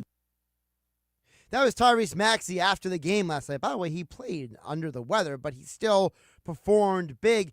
Listen, for you Eagle fans, you might not realize it, but the 76ers are 6-3 this month. Things are starting to come together. And joining us live from the city of Boston, where the Sixers will play the Celtics on Christmas Day, 5 o'clock right here on 97.3 ESPN. Keith Pompey at Pompey on Sixers. Sixers reporter and insider joins us here on 97.3 ESPN. Keith, first of all, happy Christmas Eve. How you doing, my friend? Hey, man. Happy holidays to you. I'm doing well. You? I'm doing good, and I got to tell you, I'm very happy with the Sixers turning this around. Not as much because I can't live if they don't win, but it's more the idea of I like how they have handled getting out of the malaise and just the exhausting play they had in the month of November. And as Maxey said to you guys in the post-game press conference, Keith, these guys are starting to learn each other. Is that part of what you have seen that has turned this team from being a losing team to now being 6-3 this month? Yeah, I mean, when you look at it, Paul George beforehand, Maxey, and Joel Embiid had only played 6 minutes together before basically this month, right, for most of the month. So when you get that and they get on the floor, there's more chemistry. They're also, like you said, learning. Unfortunately, KJ Martin is going to be out for a little bit. But they found out that K.J. Martin was a pretty good addition to that starting lineup. So, yeah, it's one of those things the coach is starting to figure out who they have, who they can play with. And they were, basically, you said they won 6-3, but they're actually 7-3, in their last 10 games. So that is a bonus. The only problem is they got to keep these guys healthy, man. They have to stay healthy. You mentioned KJ Martin. For those didn't see the news, it came out a little bit ago. He has what they're calling a stress reaction in his left foot. He's going to be reevaluated in 2 weeks. So, Keith, without KJ Martin, who do you think or who do you envision taking on those minutes? I think it's going to go to the starting lineup that they wanted to have at the beginning of the season. I would slide Caleb Martin in there, right? Now, you can go with Gershon Yabusele, right? And he does bring something, but he bring a lot of scoring. But in that role, you don't necessarily want a scorer. You want someone who can roll to the basket, someone who's going to defend. And then I think Yabusele is great coming off the bench because he can provide scoring off the bench, something that they really don't have at this particular time. So I think I would go with Caleb Martin, and I would have that starting lineup that they had at the that was slated for the beginning of the season. You mentioned about the lineup slate at the beginning of the season, and I know it's hard to answer this question, Keith, so I know this is a little bit of subjective look at it, but if this team would have had that lineup together for more games, let's say in the month of August, how many more wins do you think they have? I know it's hard to give an exact number, but like, are we talking about a team that's closer to 500 than the 10-17 record right now? Oh yeah, no doubt. I mean, I think if they had that lineup, I mean, you can just look offhand and say they probably would have had at least 4 more wins. I think they would have went to Toronto and they would have defeated Toronto. I think they would have won that game that they lost to Detroit early, right? They probably would have defeated the Houston Rockets when they lost to them at home, right? And, I'm pretty sure they would have gave Memphis a run for its money, the Memphis Grizzlies game at home. So those are the 4 games I think that they probably would have won. So right then and there, you look at it, what are they? They're 10-17. Well, then they would have been 14-13. I mean, I do think that if they would have started that lineup early on, if they didn't have injuries, they probably would have won those games, all those games we're talking about. Keith Pompey joining us here, of course, Philadelphia Inquirer at Pompey on Sixers on the Twitter X platform. Josh Hennig filling in for Mike Gill here on 97.3 ESPN. And the reason why I want to point it out, Keith, is because, one of the problems, fans, and I'm not blaming any fans, but it's the idea that everything deserves context. And it's like the fan is saying, yeah, but they're 10-17, they're 10-17. But it's like, yeah, but it's hard to win games when almost no one is healthy to play those games. And that's why part of the reason why this record is what it is. And that's why I keep pointing to, for me at least, Keith, hey, you mentioned the last 10 games. I'm talking about the month of December. Like, this team is starting to turn a corner. And if you're starting to turn a corner, you still have hope that the season is not a wash. True, but at the same time, I think that the goals have changed. I think that in the beginning of the season, the goals were, okay, they're going to be a legitimate contender. Right now, I think the goals are, let's see if they can be a playing team or maybe get the 6th seed, right? I just feel like right now that the Sixers, the thing that they have that's not on their side is health, right? Secondly, when we look at the Cleveland Cavaliers, we look at the Boston Celtics, these are great barometer games for them. But I just feel like they're a step below those teams right now, right? But, again, you have to gel. You have to see what goes on. But they have to stay healthy. They have to stay healthy. So I get where you're coming from. I just think that in the beginning, we were looking at the 76ers as if the New York Knicks and the Boston Celtics were the elite teams. The Sixers are no longer, at this particular time, in that upper echelon, as the Knicks, the Boston Celtics, and the Cleveland Cavaliers in the East. Keith, I've had a lot of people asking about what happened last night with the officiating. You had the fortune or misfortune, depending on who you ask, of being the pool reporter for the explanation from the officials last night. And I got to ask you, for a lot of Sixer fans, they look at the officiating, the Joel Embiid situation, the Andre Drummond leaving, coming back fiasco. Like, how much of the officiating last night do you look at as Is this just part of the league today, or was last night a legitimate anomaly? I think last night was just a bad game all around. I mean, I think that, if we're going to be honest, it was a physical game. Things happened, and you have to try to get control of it. From the opening tip, people were being physical with guys. And then the yapping occurs and things like that. And I think that was that tempo. So, I think there were some mistakes made, right? Like the one where, Drummond was ejected and he was brought back. And, they admitted to that. I feel like, but when you do things like that and things like that happen, you have to understand that people get a little animated. They get, they're already fired up. And I think that could have led to what happened with Joel Embiid, right? He saw the Drummond situation.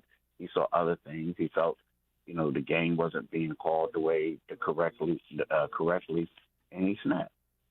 So I feel like it's not how the game is going. I mean, I feel like that was one particular, like I'm telling you, from the Sixers' first offensive possession, you saw how Embiid basically pounded into Wemby. You knew it was going to be a physical game from there on out. And what happens is people get testy. Drummond got up in Wemby's face, right? He said a couple things. And then what happens is the officials, they say, we got to hurry up and get control of this thing. And Wemby fell to the ground after Drummond said something to him, right? And then the official made a mistake and gave Drummond a technical and then later reviewed it and realized that she had to resend it. Yes. So I think that's what happened. Keith, you mentioned about the Joel Embiid situation, and you refer to it as he snapped. And I'm just trying to decipher, Keith. When you look at this situation that happened last night, was that just Joel having a bad night, or was that Joel? Or was that Joel just was it just last night? Him acting that way, or is that maybe a build-up over time of maybe his frustrations with the officials, Keith? You know what? I don't know. I mean, it's hard for me to answer that question. It was a build-up with the officials over time because, let's face it, I mean, Joel Embiid leads the league in free throw attempts, right? So I don't know if it was a build-up with the officials over time. I think what's happening is, and this is me, like I don't have any, I don't have any proof. I haven't spoken to Joel about this, but this has been a trying year for Joel, from everything, from the fractured nose, from the knee swelling, from a lot of other things, and not being able to play at the level consistently that he's used to. And sometimes, things happen and people get frustrated. And that could have been it, right? But in regards to, the officiating, it's hard to say that Joel, is upset with officiating over time when he's been leading the league in free throw attempts for, the last 4 years. You know what I mean? So I feel like it's hard to say that, Yeah, I'm just trying to decipher, because I know a lot of the audience has come up with their own theories today, Keith. People texting in the show, people commenting on social media, people have their theories. And I'm just trying to get a rational answer, not some of the irrational answers out there, because I don't look at Joel Embiid as a guy who freaks out all the time. I don't look at him as like Draymond Green has a reputation, right? I don't look at Joel Embiid as having a reputation. Like, Luka Doncic complains, it seems like, every single play of every single game. I don't look at Joel that way. So to me, at least, I felt like what we saw last night was out of character for him. It was out of character. But again, I think this is a different season for Joel. You know what I mean? I feel like when you look at the injuries, let's face it. I mean, Joel Embiid is arguably, when healthy, the most dominant big man in the league right now, right? I mean, you would say that, right? So then when you look at it and then all of a sudden he can't do the things that he's normally doing, sometimes there can be some frustration. Thank you, man. Sometimes there can be some frustration with that, right? So, I think that, I mean, look at it. Like, prime example, what happens? He gets into it with a reporter. He gets suspended, right? We've never seen that before. They have to have a team meeting, and he's the topic of the meeting, or not the only topic, but that's the topic that got out to everybody, right? So I feel like that this season is so different, and when you look at it, what is it? I mean, Joel Embiid's knee keeps swelling. Joel Embiid is, a guy who could have won multiple MVPs, a guy who should have won 3 straight scoring titles. And then you look at it, and, he was averaging 32 points over the past 3 seasons. Right now, he's averaging 20. He's a guy who was shooting like 50-something% over the past 4% over the past 3 seasons. Right now, he's shooting 40-something. He's shooting 20-something from the three-point line. He was one of the bigs. So I feel like there could be some frustration right there, right? And sometimes when there's certain things that you shrug off your shoulders and be like, hey, I'm not going to let that bother me. Well, it may bother you, when you're struggling. So I think there's a lot of stuff that's going on right now. And, it's kind of, I haven't been through it, so I don't really know to speak on it and say things, but you can tell that something's a little amiss with him right now. Keith, before I let you go, just your quick thoughts on the game in Boston tomorrow. You are in Boston for the game, and I appreciate you jumping on and continuing this interview as you've maneuvered to and throughout Boston into this conversation. My bad. Sorry. Here's the thing. I'm looking forward to seeing what happens, right? And the reason why I'm looking forward to seeing what happens is that was an extremely impressive victory yesterday under the circumstances. Joel goes out, Tyrese Maxey, looked like the all-star that he is, right? He did things that he hasn't been able to do recently, right? He shot the ball well. He just took over, right? But the game before that against Cleveland, they played hard, but they just couldn't match it. They just weren't good enough. They played hard, but they just weren't good enough. I want to see what team is going to show up against the Boston Celtics. The Boston Celtics are the defending champion. There's a deep team. I want to see what Maxey and them can do against them, what Embiid can do. I think that this is an extreme barometer game. And if they do well, then guess what? Then people are going to say they're that team that you think they can be. If not, people are going to say, hey, they're a play-in team right now. They got to get better. But to me, the one thing is when you lose Jared McCain, you lose K.J. Martin, you have other guys who, provide all this depth that's not really playing or injured, I think it puts them behind a little bit. But I'm looking forward to seeing which 76ers team shows up. All right, Keith, before I let you go, I've been asking people all day, favorite Christmas movie? Oh, man, it's crazy. It's like, this is the funny thing is, so it's not really a movie per se, but you remember when you were a kid and you used to see those animations, one used to be I'm Mr. Heat Miser and all this stuff. Yeah.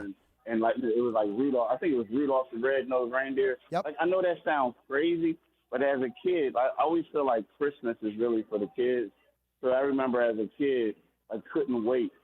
And you saw the same thing every year, but I just couldn't wait to see Rudolph and stuff like that. I know it sounds crazy, but I couldn't wait to see it as I was a kid.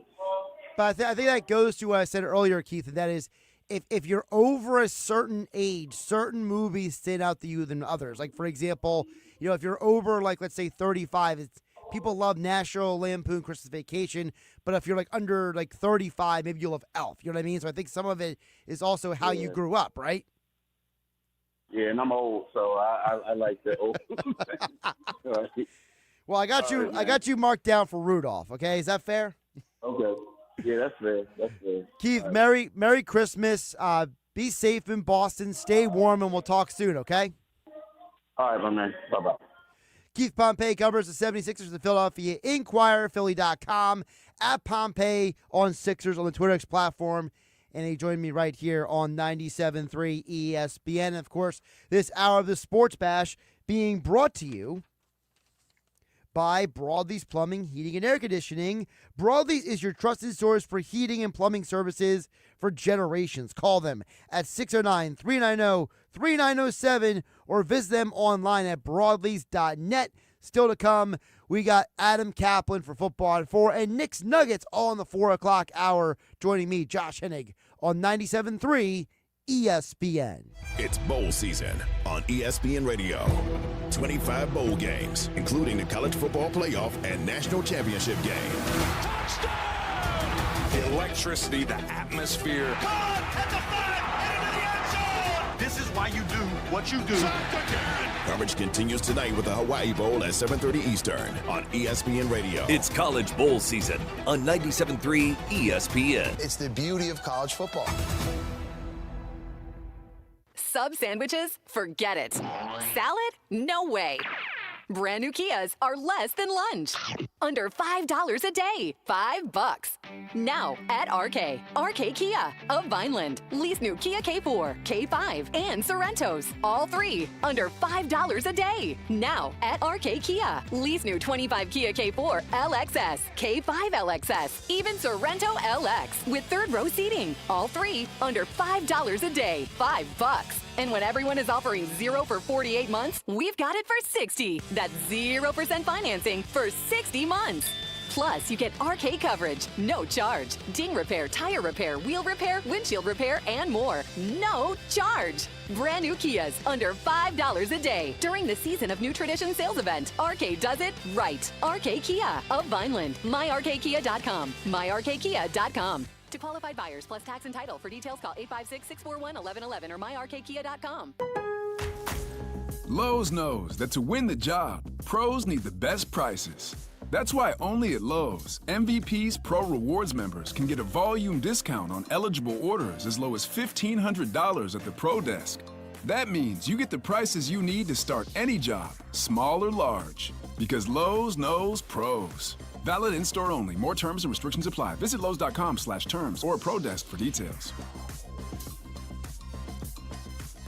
Hi, it's Pete from Chicky and Pete's. Pick up a Chicky and Pete's gift card for everyone on your list this year. It always fits and always gets returned. Chicky and Pete's gift cards. Need them right now? Go to chickyandpete's.com and we'll send them right to your email. Chickies and Pete's. Pete from Chicky and Pete's. Join us for New Year's Eve. Enjoy buy one, get one mouth-watering snow crabs from open to close. Happy hour starts at 4 with $3 domestics, $5 Tito's, $6 seltzers, plus half-price wings, pizza, and shrimp. Chickies and Pete's for New Year's Eve. Let's play Bet Your Life. It's the game show where you gamble not only your life, but those of your passengers and fellow drivers when you get behind the wheel after drinking. If only it was just a game. It only takes one bad decision to change your life forever. Getting behind the wheel after you've been drinking is one of them. Don't play games that nobody can win. Drive sober or get pulled over. This message brought to you by NHTSA. Cast your line for adventure at the 2025 Wildwood Fishing and Boating Expo at the Wildwoods Convention Center. 3 days of fishing and boating excitement with over 80,000 square feet of exhibits, the latest gear, expert seminars, and win a Yeti 65 and a free raffle drawing. The expo runs January 10th through the 12th, Friday 1 to 7, Saturday 9 to 6, and Sunday 9 to 2. $10 for adults, $3 for kids. Tickets available at the box office. Visit fishingexpowildwood.com for more. Breaking news, and this one is almost unbelievable. Yeah, it's all about new customers at Bet365. It's never ordinary at Bet365. Gambling problem? Call 1-800-GAMBLER. 21 plus only. Must be physically located in New Jersey. Terms and conditions apply. Cooper's our new neighbor down the shore. Introducing Cooper University Hospital, Cape Regional. Healthcare is going to improve in Cape May County. We're excited to bring our award-winning care to our new neighbors in Cape May and Atlantic counties. You'll have greater access to top specialists, advanced technology, innovative treatments, and outstanding cancer care at MD Anderson Cancer Center at Cooper. Cooper University Healthcare. Extraordinary happens here. Merry Christmas from all of us at 97.3 ESPN. The most wonderful time of the year. Ho, ho, ho, ho, ho, ho. South Jersey's home for Eagles football.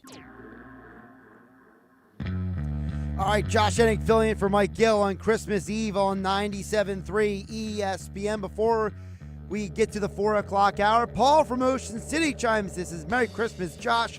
I'm a big fan of Elf and the Grinch Christmas movies. He also says the Eagles have to stop taking the personal fouls. He's just going to keep goading them on and instigating CJ and Jalen Carter. They must keep their poise. They need to be ready for Dallas this Sunday. That's from Paul in Ocean City. It's a great point about the players. You know, the players have to be more responsible. They have to take more accountability for their actions. And I think that is a very important part of this conversation. If you are an Eagles player, you can't let other teams get under your skin. More Eagles talk coming up next with Adam Kaplan from the Inside the Birds podcast. I'm Josh Hennig filling for Mike Gill on Christmas Eve on 97.3 ESPN. This is the radio home for Philadelphia Eagles football. The Eagles continue the 2024 season this Sunday, hosting their NFC East rivals, the Dallas Cowboys. Rush back. He loads it. He hit it. Fumble. And the Cowboys try to pick it up. The Eagles have it. Pre-game coverage starts at noon with Merrill Reese and Mike Quick calling all the action starting at 1 p.m. This is the play-by-play home of the Philadelphia Eagles. 97.3 ESPN, South Jersey's Eagles station. Go to get your game on at the Gallery Bar Book and Games at Ocean Casino Resort. Cheers your favorite drinks while cheering on your favorite team. Get in on the parlay while in the middle of a party. Go for the sports scene and go for the endless screens. Go to the Gallery. Go to the Fanatics Sportsbook. Go for the win at Ocean Casino Resort.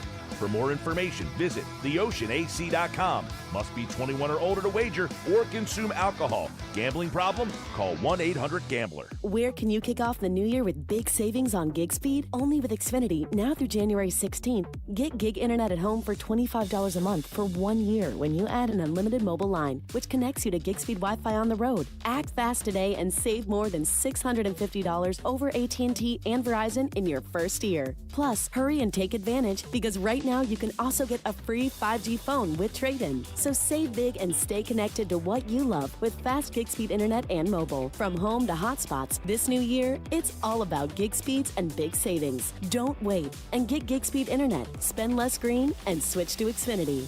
Go to Xfinity.com/gig savings to learn more. Requires paperless billing and autopay with stored bank account. Restrictions apply. Equipment, taxes, and fees extra. $40 internet discount applied to mobile bill. After promo, regular rates apply. Actual speeds vary. Savings compared to Verizon Fiber Gig Plus 1 Unlimited Welcome Line and AT&T Fiber Gig Plus 1 Unlimited Starter Line. Xfinity internet required.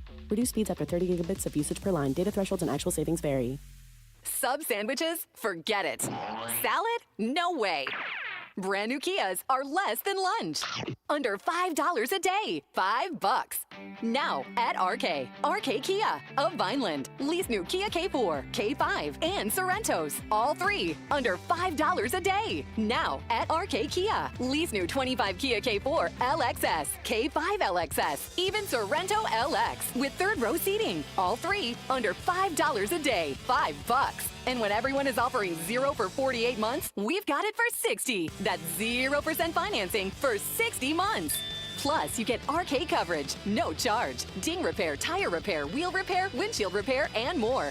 No charge. Brand new Kias under $5 a day during the Season of New Tradition sales event. RK does it right. RK Kia of Vineland. MyRKKia.com. MyRKKia.com. To qualified buyers plus tax and title. For details, call 856-641-1111 or myrkkia.com. Did you know there's a better way to use the bathroom? With a Squatty Potty. Squatty Potty is the original toilet stool, built to get your body into a natural squatting position on the toilet. It's clinically proven to reduce strain, time on the toilet, and get more poop out. Find yours today. Available at Walmart and Amazon.com. Join 8 million people who are having the best poop of their life. I mean, you're not going to use the bathroom with them, but You get what I'm saying. Squatty Potty, the #1 way to go #2. Is your home ready for the season? Worried about rooms that just won't stay warm this winter? Call Jenkins Plumbing and Heating today to ask about a new energy-efficient system from American Standard Heating and Air Conditioning or a Mitsubishi ductless system. With generous financing options through South Jersey Gas or Atlantic City Electric, plus additional savings through rebates from your local utility companies. Upgrading your system could also help lower your utility bills. Call Jenkins today or visit jenkinsandsons.com. Let's play Bet Your Life.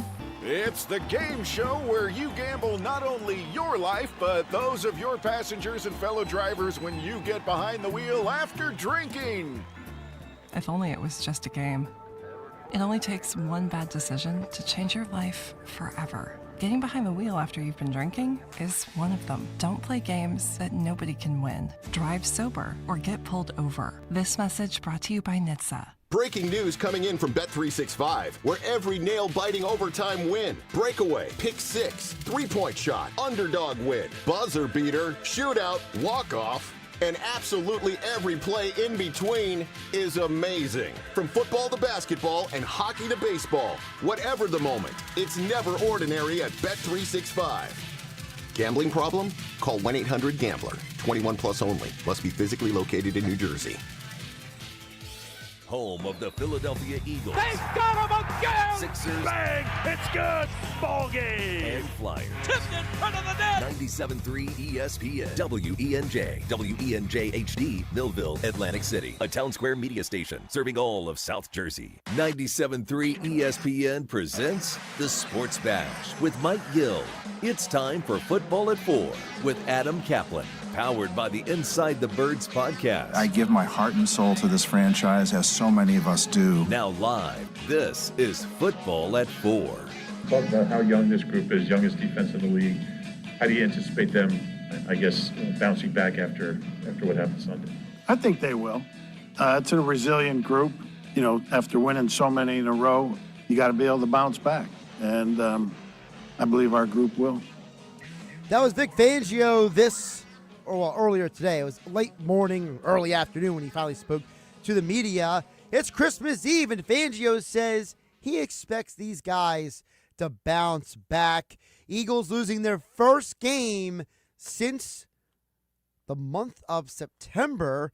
We'll get into all that and more now. Football at 4, powered by the Inside the Birds podcast, InsideTheBirds.com, and Inside the Birds on YouTube, and also download it, like, and subscribe wherever you get your podcasts. And that's where you find this man, Adam Kaplan, joins us again for Football at 4. Adam, welcome in. How you doing today?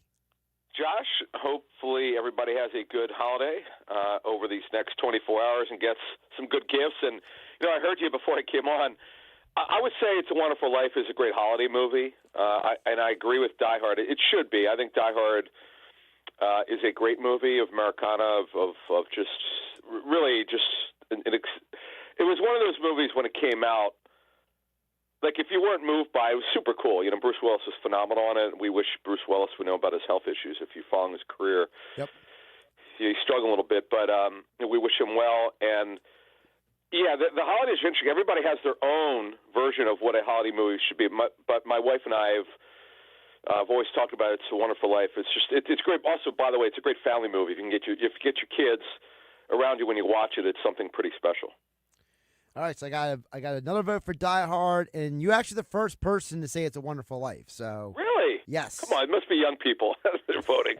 Well, Adam, really quick, that's what I said earlier. I said I think a lot of this depends on your age because, you know, if you're over 35, there's like one section of movies. And if you're under 35, you know, a lot of people go to like Elf, for example. Yeah, or Home Alone. I mean, I could see that one. Right. You know, Macaulay Culkin. I could certainly see that one, of course. Well, I mean, that's a great one. So, and then look, I have my staples. Like tomorrow, I have kind of a light day work-wise, so I might just have to go back and watch Fletch, which is my favorite movie of all time. Okay. I know Mosher, Jeff loves it. Jeff and I, we call out lines. We know that's the one movie. Like, it's hard to stump me. That and Seinfeld. I know Mike Gill would.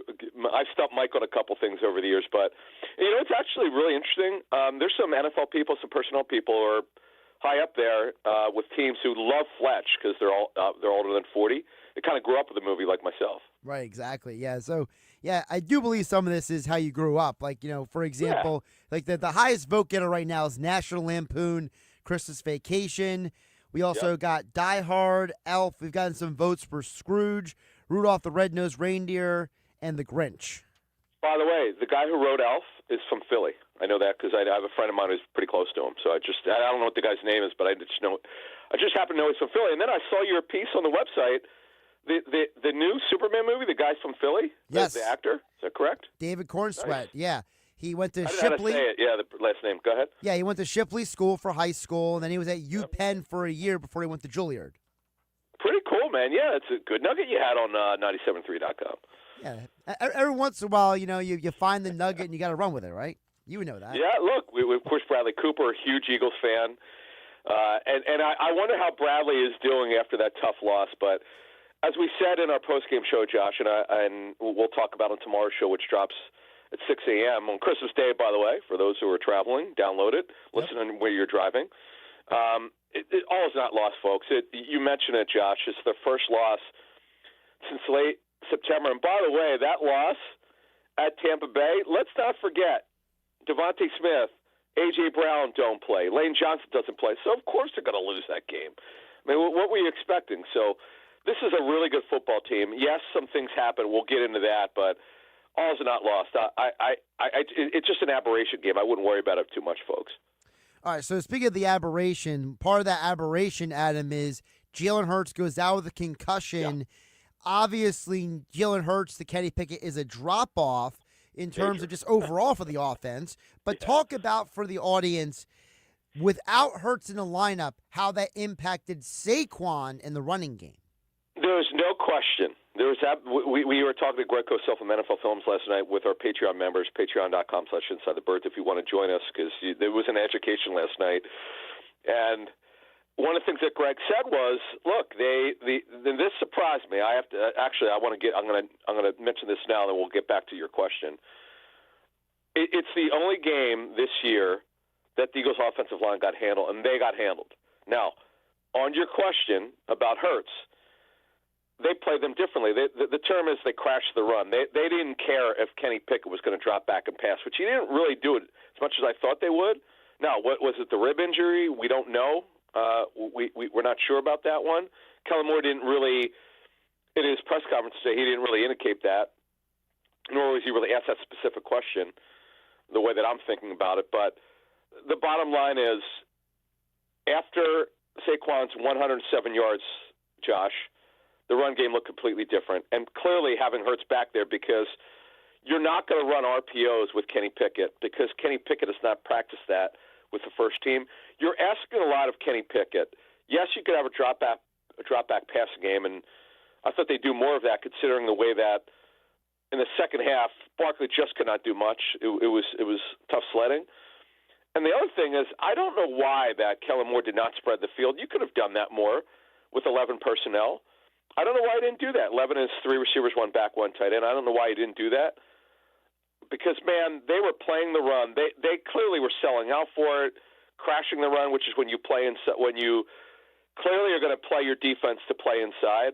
And they did that. Johnny Newton had a very good game, their second-round pick out of Illinois. And it was tough. I didn't look. You never know, because had not played without Hurts this season. But it was not good, and now we got our answer. It's clearly not good without Hurts, because defense is going to play them completely differently. Speaking of that, the offensive line, Adam, they had some struggles, especially in the second half. I felt, for me, Adam, rewatching the game, the second half is where Washington really, as you called it, crashed down on the run game. So what did Washington do versus the Eagles' O-line that was significant? Much heavier box. I get the next-gen stats numbers. Washington really, there were some times that they had 9 in the box. They just made it harder. And I'm not absolving the Eagles' offensive line. They did not have a good game. They lost their individual matchups way too much, whether it's Johnny Newton, Jerron Payne, The rotation that Washington had on their defensive line, and Frankie Louvu is one of our favorite players on Inside the Birds. We've talked about this guy now for 3 or 4 years. Whether he's with Carolina or the Commanders, he did a great job. It was. I'm not going to lie. It was stunning. We got more information over the last 48 hours, kind of what happened, and everything they tried to do against the Eagles' offensive line. Shockingly, the Eagles' offensive line didn't pick it up. And by the way, we also have to mention the tight ends did not block well. I'm being nice about it. They had the worst game blocking this season. Speaking of the offense, Adam, let's wrap it up with this. Kellen Moore. Now, I personally, Adam, had given compliments to him throughout the 10-game winning streak, that there were multiple games where he made great in-game adjustments.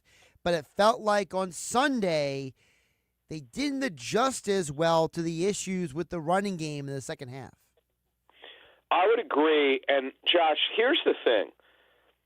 Sirianni, as an offensive head coach, you don't want to tell Kellen Moore, okay, you need to call this, but you can talk formationally. Hey, let's go with more 11. Mm-hmm. Let's get Dotson, ironically, former Commanders receiver. Let's get him on the field. Not necessarily does he have to get it, but you got to spread the defense out. You got to make them respect what you're trying to do here. And I thought that was a bad lack of adjustment by Kellen Moore. I don't understand it. That one is something we're going to look more into. Now, if Hurts can't play Sunday against Dallas, will they change that? The Eagles obviously hoping that won't be the case, that they want Hurts in there so they could clinch the division, and they're obviously going to be almost certain to be the number 2 seed here. But that's something I think Kellen Moore could do a better job of. Now, I would also tell you, Josh, throughout the season, there have been 2 or 3 games where I thought Kellen Moore could have done a better job, particularly very early in the season, where he could have helped Hurts out more. But overall, yeah, he's done a solid job. And remember, this is his first year work with Jalen Hurts, and there are going to be some challenges. But this was not a great game for him. Now, I get it. He loses his quarterback, and when you have a sudden change like that, that's hard to do. I'm not saying it's not. It is very difficult. And I would say with Kenny Pickett, yes, it was mixed results. People are way too hard on him. He had the rib injury. He made some good throws there in the game. He had some bad plays, fumble, interception. You can't do that. His lack of pocket awareness at times was not good. But overall, he kept him in the game. And by the way, he didn't drop the ball. Okay, Devontae Smith did, of all people, right. and wide open. Now, did Devontae, because he hasn't worked with Kenny Pickett very much, did he the spin off the football? Did he not see it? Did he not feel it? I don't know. I can't answer that. But that's a ball he's just never going to drop again. I mean, literally no one around him. Ball's right in his hands. And then Barkley dropped one, A.J. Brown. There was one I'm sure A.J. should have had. He probably would say that.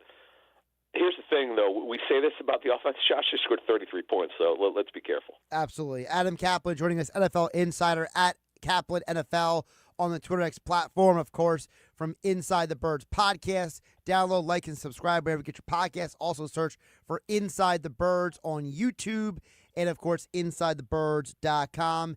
Adam, let's flip it over to the defense. We heard from Fangio at the top of the hour here. He admitted they had to blitz more because the pass rush wasn't getting there. The first time they played Washington, Adam, the front four was getting there. This time they had some struggles.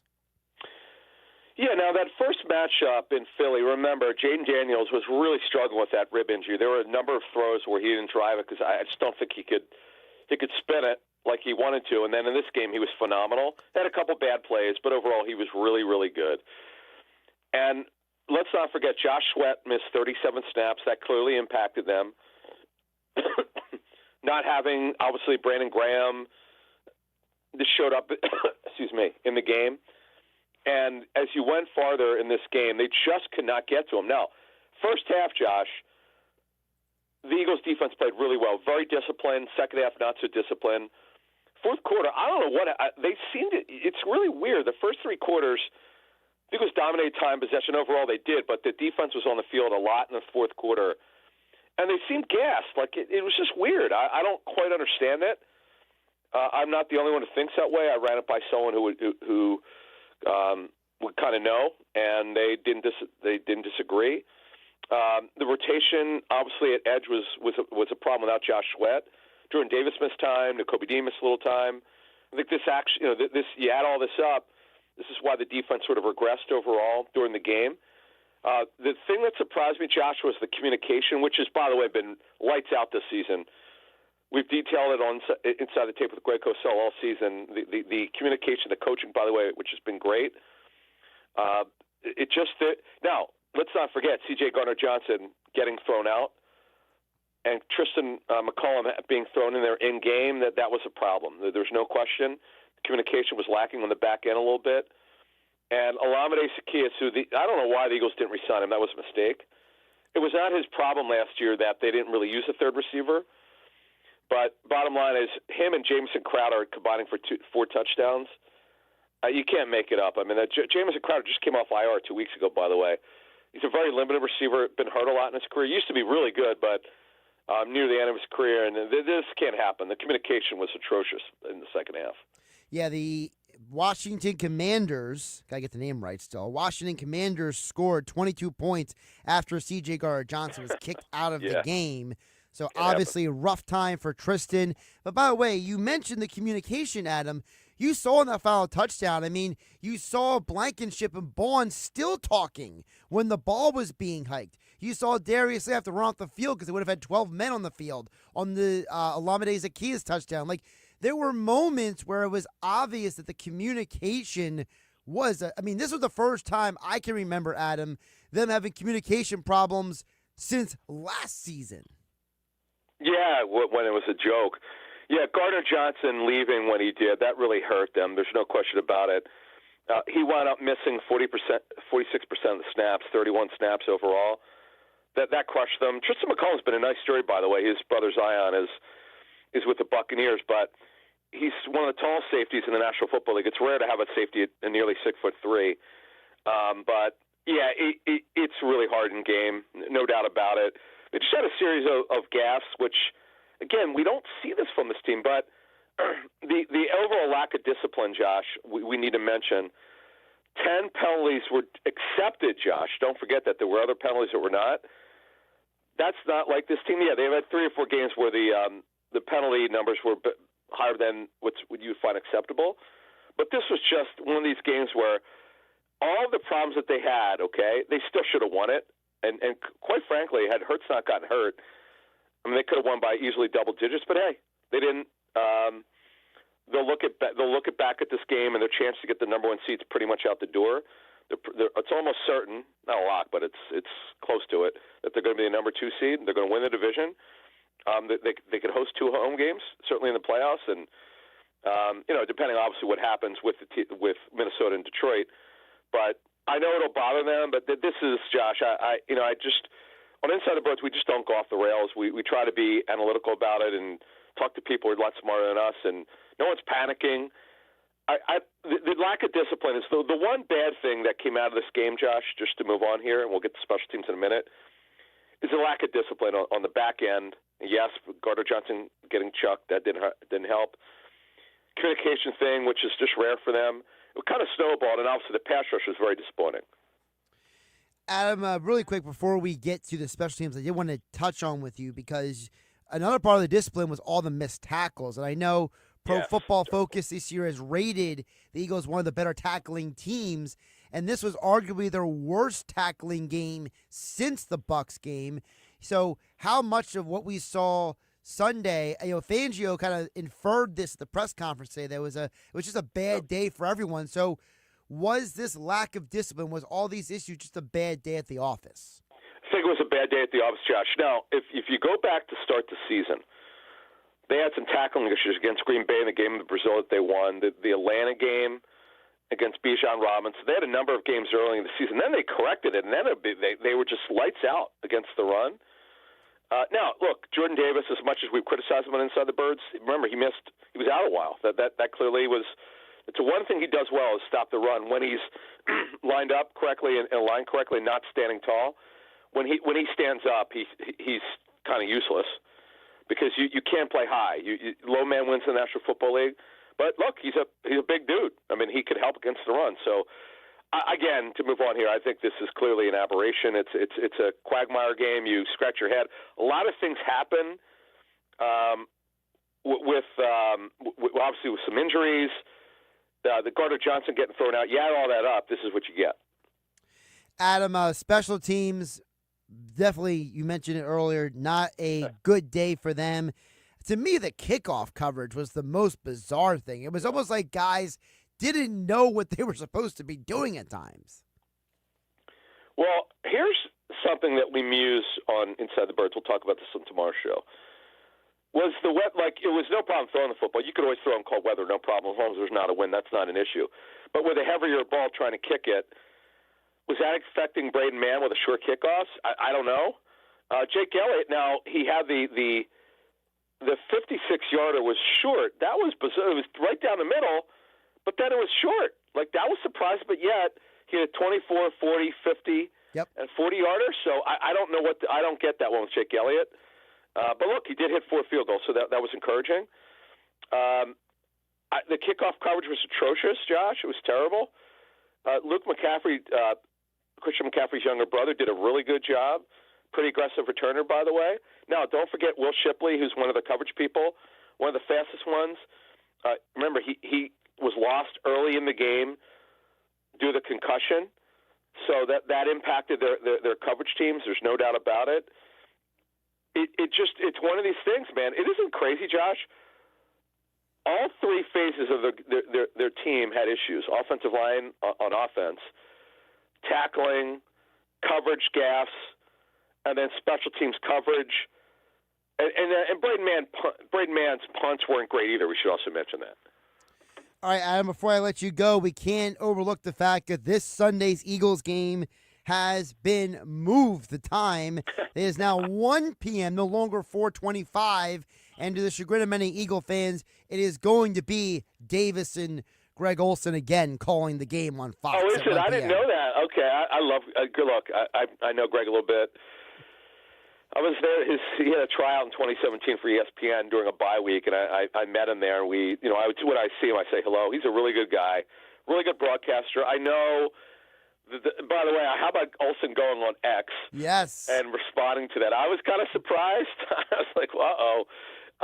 Really, he look, Joe Davis.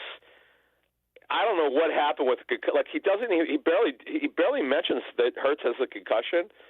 I just thought that was bizarre to me. Joe Davis is a pretty good announcer, by the way, pretty good play-by-play voice. But yeah, now the funny thing is, Josh, I want to before we get out of here, and it's a sort of a pro tip when you're looking at announcements. So one thing I totally forgot is when the NFL sends out these releases, when it says revised schedule, and it doesn't say final, that is an alert that it could still change. Well, wouldn't you know it? They had already revised the Week 17 schedule, and then they sent out this release and it said final. And the final one was the Eagles moving from 4:25 to 1 o'clock, and I'm pumping my fist because to get a game for any reporters or anyone who covers the NFL, and even fans, so they don't have to stay up. You you'd rather not have to stay up, later, or you would like to go to bed probably at 9 o'clock. The game probably not going to be over till 7:30, 7:45. It's a 4:25 game, or whatever the case may be. But we'll do I could tell you right now, we're going to do our post-game show at 4:30. That's when we did it last week for a 1 o'clock game. And now that the reason why they moved it, the Cowboys game, they found out, Josh, that they were eliminated before the Tampa Bay game, and yet they still want a home game. How about that? That was stunning. That is absolutely wild. By the way, for me, selfishly, I love the nap in between the 4:25 game and the Sunday Night Football game. That is a lot easier to have that nap, Adam, when the Eagles play at 1 for me. So. Well, I get it. Look, I'm loving it. Now, just one more thing. Yep. Every game next week, there's no time or day. It's either Saturday or Sunday the Eagles will play. All 16 games, all 32 teams don't know when they're going to play. We will find out Sunday night. Now it could be sometimes they wait till after the Sunday night game is over, and sometimes they might announce it if they feel pretty good about the schedule that nothing will have to be changed. Then they'll just announce it. They could do it during the game. Now, by the way, it'll be hard to do it because it's the Falcons and Commanders. That's got a lot of playoff implications Sunday night. So that they may just wait till the game should be over around 11:15, 11:30. So that's when we might find out. But the bottom line is there's not a lot good right now. We know for the most part, as long as the Eagles take care of business and win, it's really not going to matter. And they should be resting players, by the way, in Week 18 if they clinch on Sunday. For more great insights on the Eagles, check out the Inside the Birds podcast. Like, download, subscribe where you get your podcasts. Also, Inside the Birds on YouTube, InsideTheBirds.com. And he is Adam Kaplan, at Kaplan NFL on the Twitter X platform. Adam, Merry Christmas. Enjoy the holiday, and we'll talk soon. Same to you. Thanks. Josh Hennig here, filling in for Mike Gill here on the Sports Bash on 97.3 ESPN. Of course, Football at 4 is brought to you by Bet365. Whatever the sport, whatever the moment, it's never ordinary at Bet365. Let's squeeze in one more text before we hit the break. 609-403-0973. And we kind of touched on this with Adam because Luke in Atlantic City says, if Hurts didn't go out, the commies, I love when people call them that, the commies wouldn't have had the ball to get those scores, and they would not have scored at all, potentially. That's from Luke in Atlantic City. I do think you're right. You know, Hurts, and Adam mentioned it, going out of the game definitely had a massive impact on how the running game was executed or how it wasn't executed. There was no threat of the run game at that point. Okay? So it was one of those situations where, but as we mentioned, you also could say, Luke at Atlantic City, why didn't Kellen Moore adjust? I go back to the question I've always had. What is up with this fan base? This fan base has always been willing to criticize coaches. But Kellen Moore's like the one guy people avoid wanting to criticize. I'll never understand that. It's like people don't want to criticize Kellen Moore. He's the guy we're not going to criticize. So strange to me. More text coming up as we go along throughout the 4-hour tour here on Christmas Eve. Josh Hennig hanging out with you on 97.3 ESPN. And just because it's cold outside doesn't mean that you might not want to get the best ice cream you can find anywhere. That's at Jersey Cow. They are sponsors of the 4 o'clock hour here on 97.3 ESPN. A great place for the family to hang out and eat ice cream or get ice cream to go for your Christmas and New Year's holidays. At Jersey Cow, everything is homemade. Small batches right here in South Jersey with only the best ingredients. So enjoy Jersey Cow in Northfield and Brigantine with all of the great flavors, along with popular classics, seasonal selections, and more. The best ice cream is at Jersey Cow. Give them a follow on Instagram and Facebook for their holiday hours. Jersey Cow. It's a year-round thing. Ice cream at Jersey Cow. Coming up next, it's time for another edition of Nick's Nuggets on 97.3 ESPN. Wake up weekday mornings from 6 to 10 a.m. with Unsportsmanlike on 97.3 ESPN with Evan Cohen, Super Bowl champion Chris Canty, and Michelle Small. Can't wake up without it. Brought to you by the Gallery Bar Book and Games at Ocean Casino Resort in Atlantic City. Sub sandwiches? Forget it. Salad? No way. Brand new Kias are less than lunch. Under $5 a day. $5. Now at RK. RK Kia of Vineland. Lease new Kia K4, K5, and Sorrentos. All three under $5 a day. Now at RK Kia. Lease new 25 Kia K4, LXS, K5 LXS, even Sorrento LX with third row seating. All three under $5 a day. $5. And when everyone is offering 0 for 48 months, we've got it for 60. That's 0% financing for 60 months. Plus, you get RK coverage, no charge. Ding repair, tire repair, wheel repair, windshield repair, and more. No charge. Brand new Kias under $5 a day during the Season of New Tradition sales event. RK does it right. RK Kia of Vineland. MyRKKia.com. MyRKKia.com. To qualified buyers plus tax and title. For details, call 856-641-1111 or myrkkia.com. Some people just know they could save hundreds on car insurance by checking Allstate first. Like, to check that your seats aren't in the visitor section first, before buying tickets. I'm so excited for this game. I can't believe you got us tickets. Me too. Wait, are we on the wrong side? Yeah, checking first is smart. So check Allstate first for a quote that could save you hundreds. This is going to be a long game. You're in good hands with Allstate.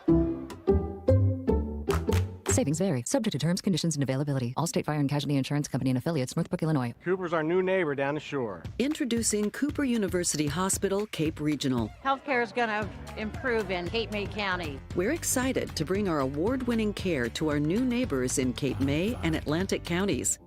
You'll have greater access to top specialists, advanced technology, innovative treatments, and outstanding cancer care at MD Anderson Cancer Center at Cooper. Cooper University Healthcare. Together, we're doing something extraordinary for families down the shore. Lowe's knows that to win the job, pros need the best prices. That's why only at Lowe's, MVP's Pro Rewards members can get a volume discount on eligible orders as low as $1,500 at the Pro Desk. That means you get the prices you need to start any job, small or large. Because Lowe's knows pros. Valid in-store only. More terms and restrictions apply. Visit Lowe's.com/terms or Pro Desk for details.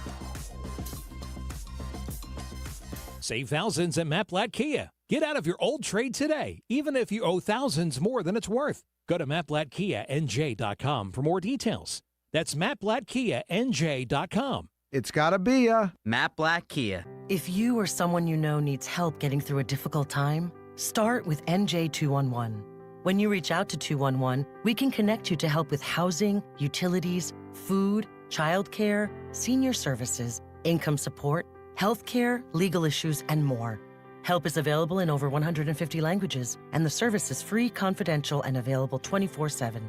Need help? Dial 211, text 898-211, or search nj211.org. This is the Town Square, New Jersey Info and Weather Network. Progressive Insurance presents the Sports Flash on 97.3 ESPN. NFL, the Eagles hosting the Dallas Cowboys on Sunday, looking to bounce back after losing to Washington to snap their 10-game win streak. Quarterback Jalen Hurts is in the league's concussion protocol, and backup Kenny Pickett is dealing with a rib injury. Running back Saquon Barkley, 162 yards away from 2,000 for the season. NHL, the Flyers lose on Monday night to the Pittsburgh Penguins 7-3, losing 4 of their last 5 games. The Penguins scored 4 goals in the first period. Noah Cates scored his 6th goal of the season for Philadelphia. They return to the ice Saturday in Anaheim against the Ducks. NBA, the Sixers defeated San Antonio 111-106 Monday night. Tyrese Maxey led Philadelphia with 32 points and 10 rebounds. Paul George added 19. Progressive Insurance, bundle auto and home, renters or condo, and save with Progressive. I'm Tony Desiri, and that's your Sports Flash on 97.3 ESPN. Texting privacy policy and terms and conditions posted at textplan.us. Texting rules for recurring automated text marketing messages. Message and data rates may apply. Reply stop, opt out. Consult a doctor prior to use. Wow, you look amazing. What have you been doing? I'm sure you've heard of Ozempic, Wegovy, and the other GLP-1 medications, right? Well, I found this great company called Zelfie. If you qualify, their providers can prescribe medications like Ozempic and Wegovy and other GLP-1 medications that are 80 to 90% less expensive, all 100% online. I can get GLP-1 medications for 80 to 90% less and do it all online? No doctor's office or pharmacy? Yes, Zelfie can provide semaglutide or tirzepatide, the active ingredients in Ozempic and other expensive GLP-1s, but for 80 to 90% less and shipped directly to your door. How do I get started with Zelfie? Just send them a text. Text FRESH to 200-300 to get started today with Zelfie. Get the same active ingredients in Wegovy or Ozempic, but for 80 to 90% less and 100% online. Don't wait. Text FRESH to 200-300 right now for a link to your exclusive offer. Text FRESH to 200-300. That's FRESH to 200-300. FRESH to 200-300. From the Town Square, New Jersey Info and Weather Network, I'm Chief Meteorologist Dan Zarrow. Here we go. Watch for slippery spots and reduced visibility tonight as temperatures drop and rain changes to snow by around midnight. A heavier snow band is a possibility overnight through tomorrow morning. Low temperature dips to 32. Snow showers wrap up mid-morning tomorrow, up to an inch on the ground. Then partial sunshine, windy and cold. We're in the 20s tomorrow afternoon. High on Sunday, only 28. Get weather 24/7 wherever you are. Download our free mobile app today. Healthier starts here with Get Covered New Jersey. Get quality, affordable health coverage. 9 in 10 get financial help to lower costs, and many pay $10 a month or less. Enroll at getcovered.nj.gov. Merry Christmas from all of us at 97.3 ESPN. Tune in to the best station on the North Pole. South Jersey's home for Eagles football. Josh Hennig filling in for Mike Gill here on 97.3 ESPN Christmas Eve edition of the Sports Bash.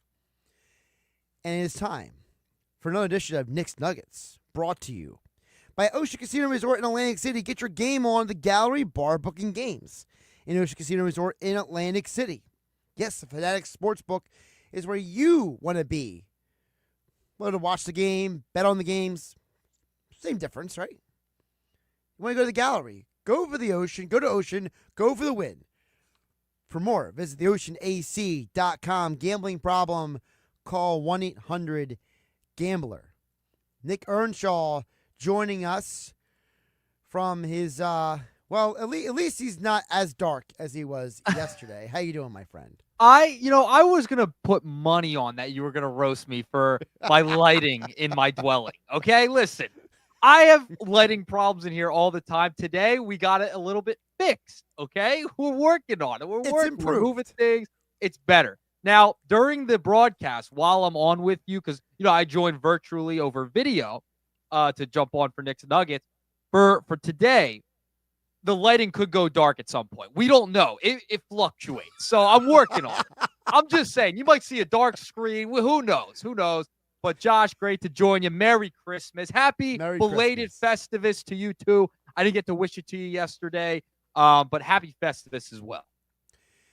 Yep, Nick Nuggets. If you want to see his lighting arrangement, you can go to my YouTube channel at Josh Hennig and go look at the fact that he's lighter than he was yesterday. So it's progress on his part. We're working on it. Yeah. So let's first of all get to the Nuggets. I got to ask you, because I've been doing the poll throughout the day. All right. Favorite Christmas movie? I've been taking everybody's input throughout the day. Kaplan when It's a Wonderful Life and Die Hard. I've had 5 votes for National Lampoon Christmas. I got 2 for Elf. I got Scrooge. I got Rudolph. Keith Pompey loves Rudolph the Red-Nosed Reindeer. Did you know that? I did not know that. Now I do. Now you do. So what is the Nick Earnshaw favorite Christmas movie or movies, if you have it? All right. Yes, I definitely do. And I'm going to throw you an absolute curveball. Curveball here, Josh. You probably have never heard of it. The audience may have never heard of it. It's a recent one. It's probably, I think it's rated R. I'm not sure. Okay. It is called Fat Man. Fat Man? Fat Man is one of my favorite Christmas movies. Yes.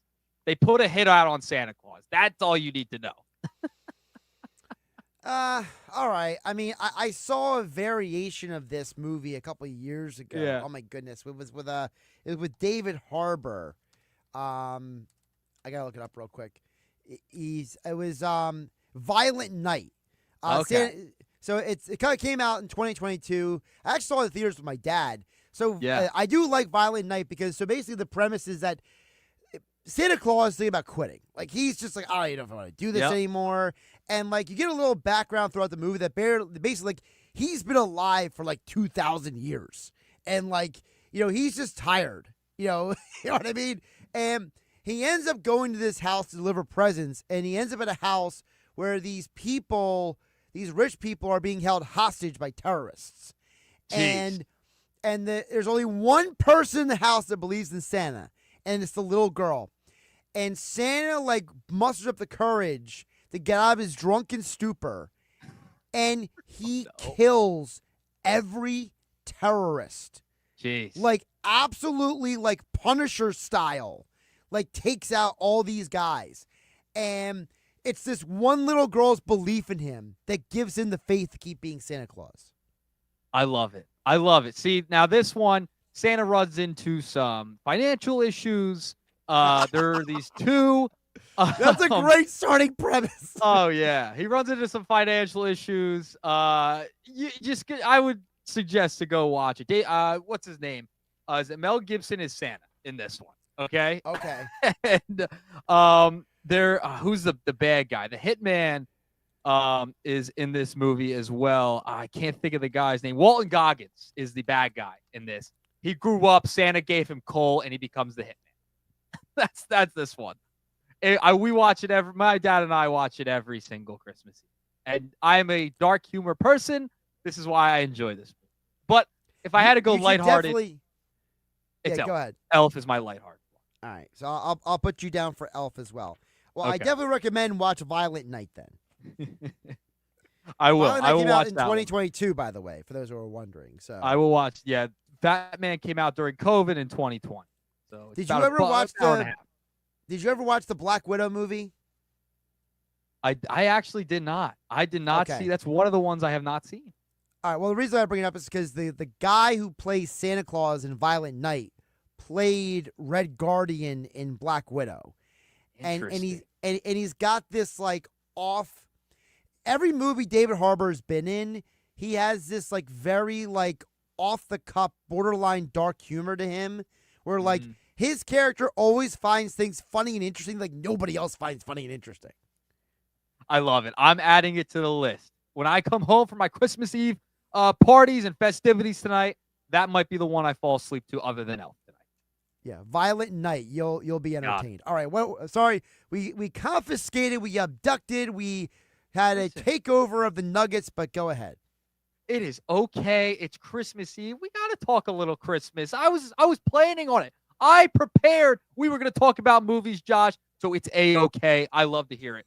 All right, here we go. Nugget number one. We got to get into the 76ers debacle of a game last night. I have never seen such abhorrent officiating last night, Josh. I don't know what was going on. I mean, listen. Drummond gets thrown out. He comes back in. Wembanyama flopped like there was no tomorrow. Joel Embiid gets thrown out for I don't even know what. He got yelled at a referee. Okay, I mean, we see that all the time. He gets tossed. I mean, the fact it was only a couple minutes later that Embiid gets tossed after a bad call, and then you saw the official on a video caught on camera saying she bleeped up. I mean, that's how bad the NBA has gotten. And it goes back to the point of the product, right? The NBA is in a bad spot right now when it comes to its own product and what you are watching on television, streaming, whatever, listening. They have a three-point problem. They have an interest problem at the moment when it comes to watching these games. To now continue to add bad officiating, and that's part of it, by the way. Not just last night, it's been the officiating. Officiating in the NBA has been really bad over the past few seasons. And last night was another example of just out of control officiating and them trying to be the story instead of officiating a game. How much money do people pay? I mean, right now it might be $2 for the Sixers games, but that's neither here nor there. I think the officiating is also part of the problem in the product of the NBA, Josh, and it was on display last night in the 76ers game.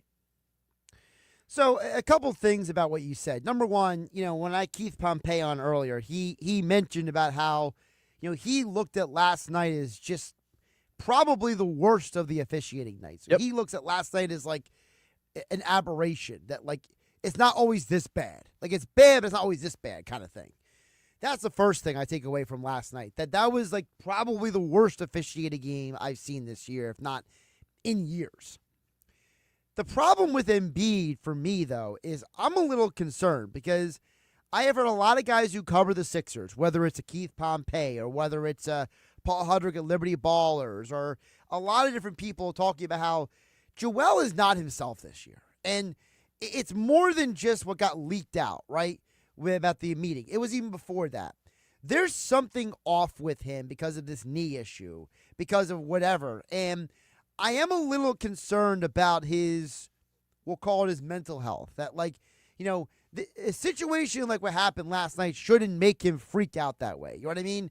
Like, I know watching a game or having played in games myself, obviously at a much lower level in the NBA because I'm too short for the NBA. But the idea being that I have never freaked out about a call like that in my life that way, the way he did.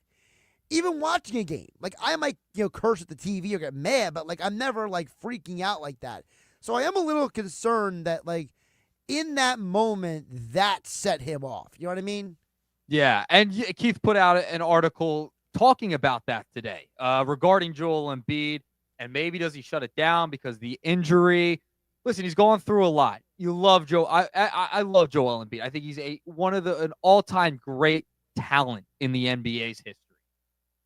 He can't get that upset. I get it. But the officiating, that was all time last night. I'm not just going to listen, Joel had every right to be upset last night. Did he go a little over the top? Sure. I'll agree with you there. It might have been a little too much. Sure.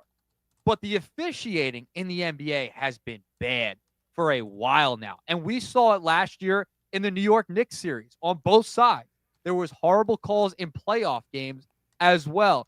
And it is now carried over once again into the regular season. And it's been a problem and an issue for a couple of years now. And I wouldn't even just say the NBA, the NFL, Major League Baseball, all having these issues as well with their officiating. You got to get it right. And the fact they did overturn the Drummond thing, fantastic. Glad they went to the replay, etc. They reversed the call. That's great.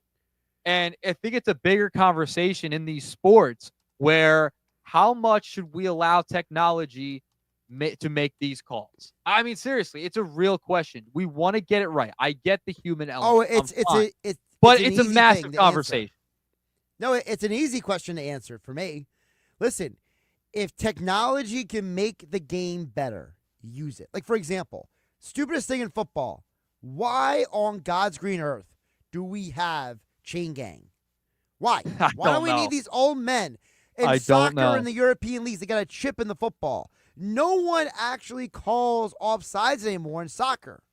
In the NHL, they have a laser. They can tell you, hey, he was in the zone before the puck. You know what I mean? They use technology for goals being scored in hockey. You know, at some point, all sports should just be like, look, for anything that could be messed up, if we have the technology, we should use it. How about tennis? Tennis is another one where they mark the ball. I mean, they've been using that technology for 20 years. I don't understand why these leagues who make so much money cannot. You realize, you might not realize this. I just realized because of your age. You might not remember this, but Andy Roddick literally only won a major in tennis because of technology. If that technology didn't catch the ball inside the line, he would have never gotten past the quarterfinals and never gone on to win that major. People don't talk about how technology helps enough. It's extremely helpful. And there was like a point for a while, I was like, I don't know. I kind of like the human element going back and forth with the official. I love when managers argue with umpires. I love all that. It's entertaining.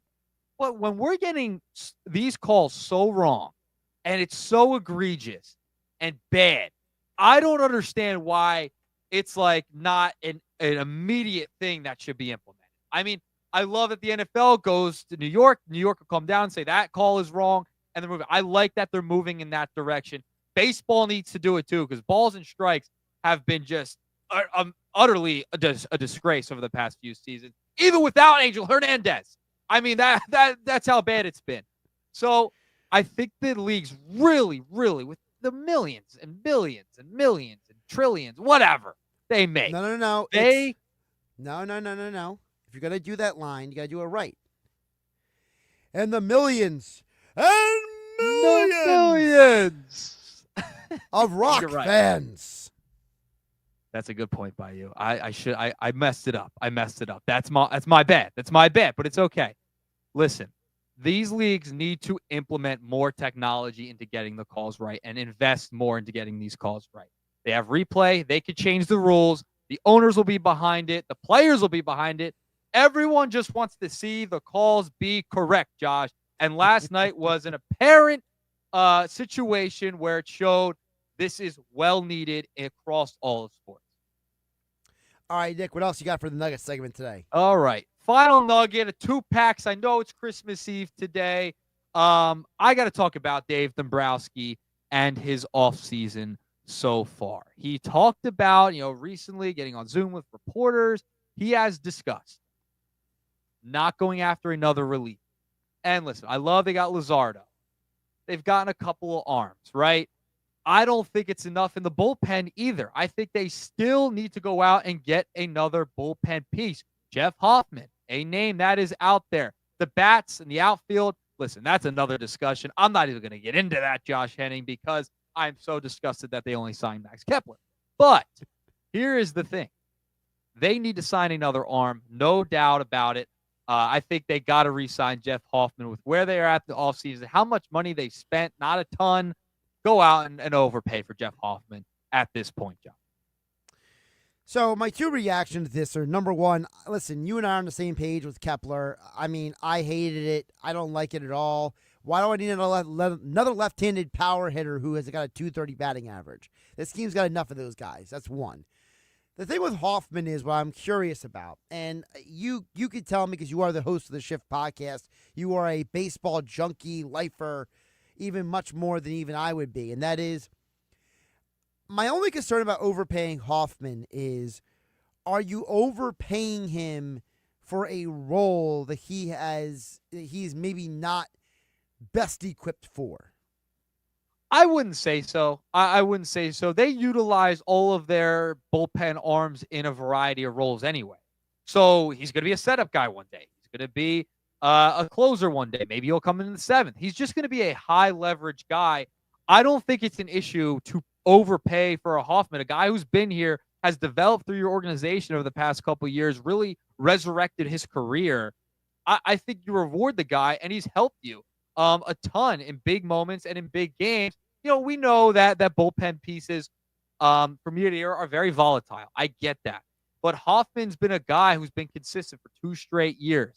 I would honor him with that contract because he's been a big part of this organization, a big part of the clubhouse. I would give the guy a shot and overpay him. And you haven't spent any money this offseason, so I don't want to hear that's an issue at this point. All right, he's Nick Earnshaw in a holiday edition of Nick's Nuggets here on Christmas Eve on 97.3 ESPN. And, of course, Nick will be off tomorrow like the rest of us for Christmas Day. But then he will be driving the bus on Thursday at Chickies and Pete's at the Tropicana in Atlantic City. So, Nick, enjoy the holiday, get some rest so you can be fully awake, fully caffeinated for the 4-hour tour. As Dave Klemick says, caffeinated and activated, I'll be there on Thursday. Merry Christmas, Josh. Merry Christmas. Nick Earnshaw, everybody, at N Earnshaw Radio on the Twitter X platform and wherever you social media. What is, by the way, really quick, is the TikTok the same? TikTok is the same. Everywhere is the same.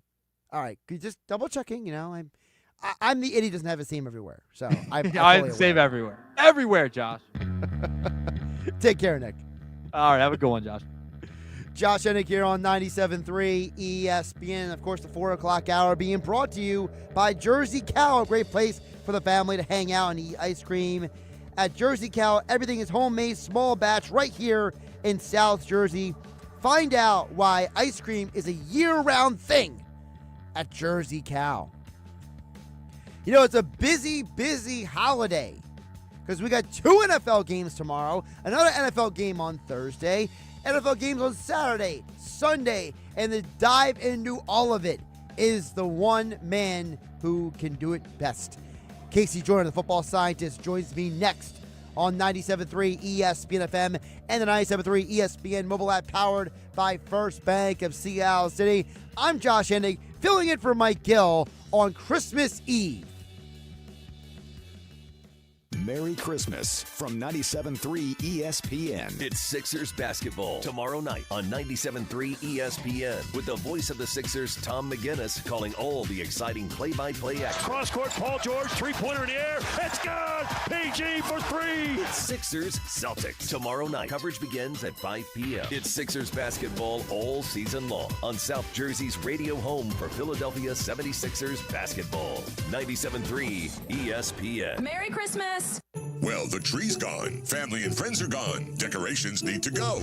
But not as much as your old car. Get to Matt Blatt Nissan because AJ the Trade Man is giving 120% over KBB fair market value for your old beater. Oh yeah, it's on at Matt Blatt Nissan. New Nissan Rogue, 0 down, 0% financing for 60 months. Have a job clearing $450 per week? You're virtually approved today. New 2025 Matt Blatt Nissan Sentra S, just $159 per month lease with 0 security deposit. Matt Blatt Nissan.com. On approved credit through NEMAC. Negative equity will be refinanced into new vehicle. Plus tax tag and $689 doc fee. Offers can't be combined. Call 877-289-6670 or go to mattblattnissan.com for complete details. 39 months, 10,000 miles, 1,500 due through NEMAC. VIN SY231958. MSRP 22,730. Offer ends 1/14/2025. It's on at Matt Blatt Nissan on the Black Horse Pike. Egg Harbor Township. Prescriptions require an online consultation with a healthcare provider who will determine if appropriate. Restrictions apply. See website for details and important safety information. Subscription required. Price varies based on product and subscription plan. Hi, I'm Dr. Peter Stahl, board-certified urologist and senior vice president of men's sexual health at HIMSS. In my 12 years of practice as a reproductive urologist, I've helped many guys with ED, and it has never been more convenient to treat than it is right now, thanks to HIMSS. It really wasn't easy before. You had to take time out of your day, come to a physical office, and see a specialist like me in person. Now, through HIMSS.com, you can get world-class sexual health care and a full range of treatment options for ED through a 100% online process. It starts with a free assessment from a medical provider licensed in your state who can determine if ED treatment is right for you. If prescribed, your medication is shipped to you for free. So don't wait. Join the hundreds of thousands of guys who've gotten help for their ED through HIMSS. To start your free online visit and find ED treatment at up to 95% off brand name prices, go to hims.com/joy. That's hims.com/joy for your free online visit. Tune in to the Bet365 Play of the Day during the Sports Bash with me, Mike Gill, every weekday afternoon at 5:45 on 97.3 ESPN. Made possible by Bet365. Whatever the moment, it's never ordinary at Bet365. Let's play Bet Your Life. It's the game show where you gamble not only your life, but those of your passengers and fellow drivers when you get behind the wheel after drinking. If only it was just a game. It only takes one bad decision to change your life forever. Getting behind the wheel after you've been drinking is one of them. Don't play games that nobody can win. Drive sober or get pulled over. This message brought to you by NHTSA. Cast your line for adventure at the 2025 Wildwood Fishing and Boating Expo at the Wildwoods Convention Center. 3 days of fishing and boating excitement with over 80,000 square feet of exhibits, the latest gear, expert seminars, and win a Yeti 65 at a free raffle drawing. The expo runs January 10th through the 12th, Friday 1 to 7, Saturday 9 to 6, and Sunday 9 to 2. $10 for adults, $3 for kids. Tickets available at the box office. Visit fishingexpowildwood.com for more. Some people just know they could save hundreds on car insurance by checking Allstate first. Like, you know to check that your seats aren't in the visitor section first, before buying tickets. I'm so excited for this game. I can't believe you got us tickets. Me too. Wait, are we on the wrong side? Yeah, checking first is smart. So check Allstate first for a quote that could save you hundreds. This is going to be a long game. You're in good hands with Allstate. Savings vary, subject to terms, conditions, and availability. Allstate Fire and Casualty Insurance Company and affiliates, Northbrook, Illinois. Go to get your game on at the Gallery Bar Book and Games at Ocean Casino Resort. Cheers your favorite drinks while cheering on your favorite team. Get in on the parlay while in the middle of a party. Go for the sports scene and go for the endless screens. Go to the Gallery. Go to the Fanatics Sportsbook. Go for the win at Ocean Casino Resort. For more information, visit theoceanac.com. Must be 21 or older to wager or consume alcohol. Gambling problem? Call 1-800-GAMBLER. It's the Wrap Up the Year sales event at Kendall Chrysler Dodge Jeep Ram with low APR financing and high cash allowances on select 2024 and 2025 models financed by Stellantis Financial through January 2nd, 2025. For work or play, Kendall Chrysler Dodge Jeep Ram has something for you during the Wrap Up the Year sales event. Shop their huge 100-acre lot just off exit 10 of the Parkway on Stone Harbor Boulevard or shop from home at KendallDodge.net. Lowe's knows that to win the job, pros need the best prices. That's why only at Lowe's, MVP's Pro Rewards members can get a volume discount on eligible orders as low as $1,500 at the Pro Desk. That means you get the prices you need to start any job, small or large. Because Lowe's knows pros. Valid in-store only. More terms and restrictions apply. Visit Lowe's.com/terms or Pro Desk for details. Is your home ready for the season? Worried about rooms that just won't stay warm this winter? Call Jenkins Plumbing and Heating today to ask about a new energy-efficient system from American Standard Heating and Air Conditioning or a Mitsubishi ductless system. With generous financing options through South Jersey Gas or Atlantic City Electric, plus additional savings through rebates from your local utility companies. Upgrading your system could also help lower your utility bills. Call Jenkins today or visit jenkinsandsons.com. They say no two people learn the exact same way. So how did Babbel become the award-winning language learning app with over 16 million subscriptions sold? Well, we thought of you. all of you. Take Sierra. She's an artist and absolutely a visual learner. She's doing a deep dive into our Babbel wordplay videos. Today I'll share a quick lesson on shopping in French. Merci beaucoup. Malcolm is very much a type A, say it to my face type of learner. So he checks with Babbel's speech recognition to make sure that accent. Sur le point. Keith is sweet. He's a be in the room with real people kind of learner. So he loves the live online classes with our language experts. Okay, class. Vos está pronto. Estamos prontos. Wherever you are, however you learn, Babbel is the best choice to break any language barrier. Try Babbel for free at Babbel.com. That's BABBEL.com. Babbel.com. Sub sandwiches? Forget it. Salad? No way. Brand new Kias are less than lunch. Under $5 a day. $5. Now at RK. RK Kia of Vineland. Lease new Kia K4, K5, and Sorrentos. All three under $5 a day. Now at RK Kia. Lease new 25 Kia K4 LXS, K5 LXS, even Sorrento LX with third row seating. All three under $5 a day. $5. And when everyone is offering 0 for 48 months, we've got it for 60. That's 0% financing for 60 months. Plus, you get RK coverage, no charge. Ding repair, tire repair, wheel repair, windshield repair, and more. No charge. Brand new Kias under $5 a day during the Season of New Tradition sales event. RK does it right. RK Kia of Vineland. MyRKKia.com. MyRKKia.com. To qualified buyers plus tax and title. For details, call 856-641-1111 or myrkkia.com. South Jersey's official play-by-play home of the Eagles, Sixers, and Flyers. At 0 point would I ever consider not being a fan of the team. 97.3 ESPN, WENJ, WENJ HD, Millville, Atlantic City. A Town Square media station serving all of South Jersey. This is the Sports Bash with Mike Gill on 97.3 ESPN and the 97.3 ESPN free mobile app.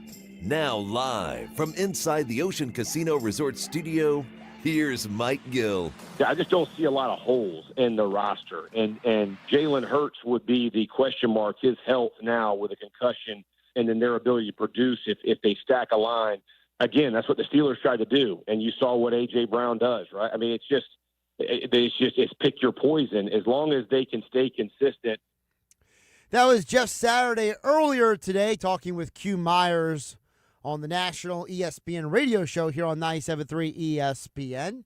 Staying consistent. Well, the Eagles were definitely unable to have any consistency this past Sunday. And to get more into the Eagles coming out of Sunday, and as we look ahead to NFL Week 17 starts tomorrow. Casey Joyner, the football scientist, he is back for one thought on any game, plus a couple different thoughts on the Eagles coming off of the Washington loss and before they get to Dallas. Casey, Merry Christmas. Welcome in. How you doing today? Good. Want to make sure I share. I've got my Nakatomi Plaza with, Hans Gruber falling down. That's it. Nice. That's it. Yeah, so he's got a couple more days before he hits the ground, So I got to put you down then for Die Hard is your favorite Christmas movie? Die Hard is a Christmas movie. Yes, we have that discussion in our house every year. It absolutely is a Christmas movie. Christmas music, it's on Christmas Day. You can't have Christmas without Die Hard. So yeah, so right now Die Hard is tied for second place in our guest and listener voting right now. Right now, National Lampoon Christmas Vacation is number one. And Die Hard is now tied, thanks to you, with Elf. Well, Mrs. Scientist would vote in on Elf over Die Hard, so I'll let her know that. Yeah, so the others getting votes so far, Casey, are Scrooged, Rudolph the Red-Nosed Reindeer, The Grinch, It's a Wonderful Life, Fat Man, and Violent Night. Fat Man, that new one. Yeah, I haven't seen that one yet. So that was the Fat Man was Nick Earnshaw's one. That's the one with Mel Gibson. So yeah, right, yeah. I mean, didn't see that. So yeah, and then Violent Night's the one that came out 2 years ago about how Santa Claus is thinking about quitting, and there's one girl who believes in him, and he ends up killing a bunch of terrorists to save the family's life. So well, again, killing terrorists. I mean, that's what Die Hard's all about. Killing terrorists. Yeah, see. See, that's the real spirit of Christmas. It's killing bad guys, right, Casey? Seems like it. Well, what could have they might have needed some John McClain and some other help on Sunday, Casey, because the Eagles, once Jalen Hurts went out, it looked like they were going to be able to maintain. But man, the moment that C.J. Gardner-Johnson got thrown out of that game, they allowed 22 points on defense. Is it as simple, Casey, as C.J. is that important to the Eagles' defense? I think it's as simple as when you get a lead. It's one of those things where when you're in the Eagles situation, you got a backup quarterback. I think back to one of my favorite teams is the 1990 Giants. They had Phil Simms. They had their ground game. They couldn't do anything but run the ball. Simms goes out. They get Hostetler. They still could do just enough in the passing game. Like you knew what they were going to do. And yet, if you're really good at doing that, you can still win those games. And the Eagles, I'm looking at it going, they're still able to do what they want to do. They can still run the ball. They're still doing great there. But the thing is, you have to, when they talk about complementary football, it's what they're talking about is when you're running an offense, you got to make sure that you don't let the other team. That's why, that 90 Giants team invited the Bills to run to the Super Bowl because they didn't want to get them into a pass mode.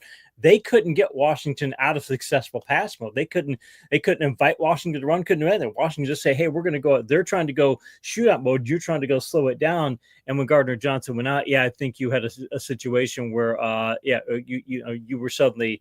You had a situation where, you were letting them, you were more apt to let them do what they wanted to do. You couldn't get them out of that mode because you've got, it's clash of styles. And later on in the game, Washington had the better style.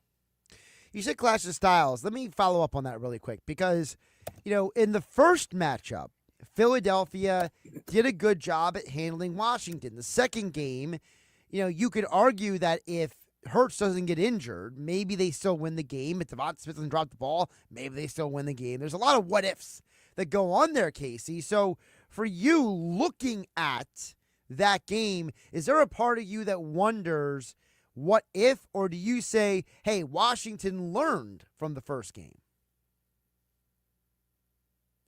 Your mic's muted, Casey. Sorry there about we go. that. Now we're back. I think Washington did learn something from the first game, but the thing is when you have Pickett in there and then Pickett gets hurt, but when you have Pickett, you can't. Pickett's a solid backup quarterback. I don't have any problem with the Eagles quarterback situation, but if they want to go shootout mode, you can't match shootout mode with Pickett. But the thing is, if you had Hurts in there and they said, hey, we're going to go shootout mode, you've got Hurts in there, I got no problem. They go, fine. You want us to throw to A.J. Brown? You want me to throw passes to Brown? You want to throw passes to Devontae? You want to throw passes to all the other? You want me to do that? Fine, we can go ahead and do that. And you could match them and then get to points where you can slow things down. But here's the thing. Here's one of the things that blew my mind about this. I'm looking at the metrics for this game, the stats for this game. On short passes thrown 10 or fewer yards downfield, dink and dunk stuff, just possession passes.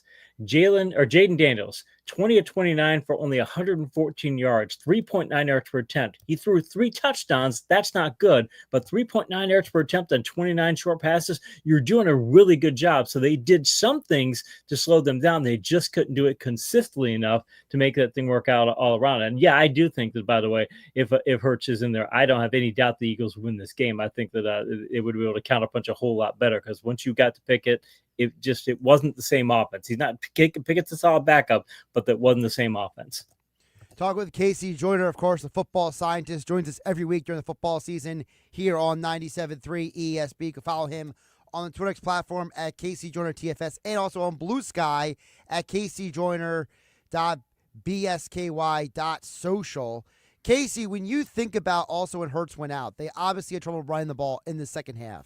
Was that because Washington adjusted or the Eagles didn't adjust enough in response? Washington adjusted. The thing is, if you want to, Eagles only get 20 rushes, 42 yards in the second half, but, you're looking at that going, the passing game. I think that Washington said, hey, we're going to stop the running game. We're going to make Pickett beat us. Because remember, when Hurts gets hurt, coaches will make adjustments and things, but you really you get that time when you've got that 12 minutes to talk about things. It doesn't seem like a whole lot of time, but coaches can make a whole lot more adjustments. They can discuss things with each other and things in a more, because the game isn't going and you've got just a little extra time to talk with each other. Yeah, I think they made the adjustments to do that. I don't think they adjusted to Pickett being in there until halftime, and they said, hey, now this is what we want to do, adjust to Pickett and things. Because Pickett was better in the first half. The second half, Pickett 6 of 13, 59 yards, 4.5 yards per attempt, sacked 3 times, passer rating of 59.5.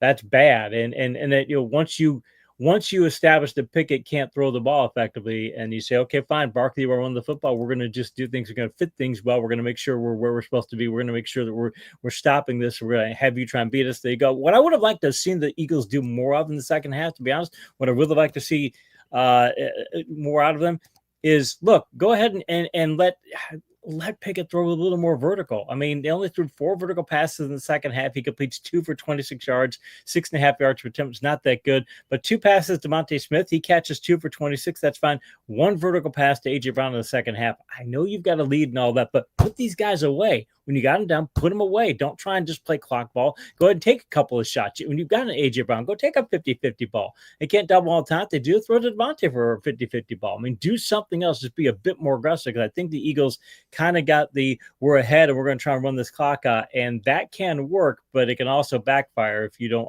if the other team is making a couple big plays and you're too conservative. You know, Casey, we know that Kellen Moore is the guy calling the plays this year for Philadelphia. It's his offense, it's his game plan, blah, blah, blah. So I don't understand how a former backup quarterback in the NFL, a former starting quarterback in college, he's the winningest college quarterback of all time, right? So how does a guy with that kind of experience at playing quarterback maybe not do a little more to help the current backup quarterback? Yeah, you'd think that. I wonder. The only thing you get about the Pickett and the Hurts thing, I'm always of the old school Raiders mindset back in the 70s. They're one of my favorite teams, because they had, as a starting quarterback for a time, they had Darryl Lamonaco, who should be in the Hall of Fame. He's one of the best AFL players of all time. Their backup was George Blanda, who's in the Hall of Fame, and he won the 1970 MVP award as a backup quarterback. It's like a relief pitcher in football winning the MVP award for doing that. And he was the kicker, too. They had Kenny Stabler was the developmental quarterback. I mean, give me a break. That's 3 Hall of Fame quarterbacks. Not everybody's going to have that, but you have the great quarterback to start. You have a good veteran backup, and you have a developmental player. The Eagles have that. That's what they have right now. But the problem for them is Hurts does certain things stylistically. That's who he is. You know, he can run the ball. He can do certain things. They're having to be more of a passer, but he still has certain stylistic things that he does, certain schematic things that he does. Pickett doesn't do those same things. Pickett can still, he's got some ability, and you can do some things with him. You know, if you wanted to do a sneak boot play or something into a run, you could do it. But he's not. You're not thinking the same ability. You're not thinking the same running ability as Hurts. So you've got different abilities there, and I just wonder if they might do better if they had somebody whose skills were similar, yes, a similar skill set. But the thing is, if you know that you've got Pickett, even if you're not using him, you better be planning for what happens if he gets out there, because it looks like they had a little bit of a plan B if he gets out there. But once Washington adjusted to what they were doing, they didn't have, a secondary plan for him. And it's like, I know that's a lot of planning to do, but you better be thinking about that, because Hurts is going to get hit. And if this sort of situation comes up, you better be prepared for it in game. We'll do a first look at the Eagles versus Cowboys with Casey Joyner. Of course, you check out his work with The Athletic as well in just a bit. Of course, Casey here is being brought to you by Cooper University Healthcare. We're doing something extraordinary for families down the shore. That's Cooper University Healthcare now in Cape May Courthouse. So, Casey, one thought, every game, it starts tomorrow. Yes. We got Christmas football. We got Wednesday football. It's the weirdest thing in the world. So let's start with Kansas City at Pittsburgh. Pittsburgh still has a chance to win the AFC North. This game is in Pittsburgh. So what is your take on Kansas City at Pittsburgh? Because to me, that's a huge delineation here. Oh, it's a big game. And the thing is, Kansas City, they're winning the game. And they got to give Andy Reid credit. He knows how to solve the problems of how do we win games. And there was a time when they're going to pass the ball big. And there's been a time when Patrick Mahomes, he was hurt. We're going to run the ball big. And a time we're going to play great defense.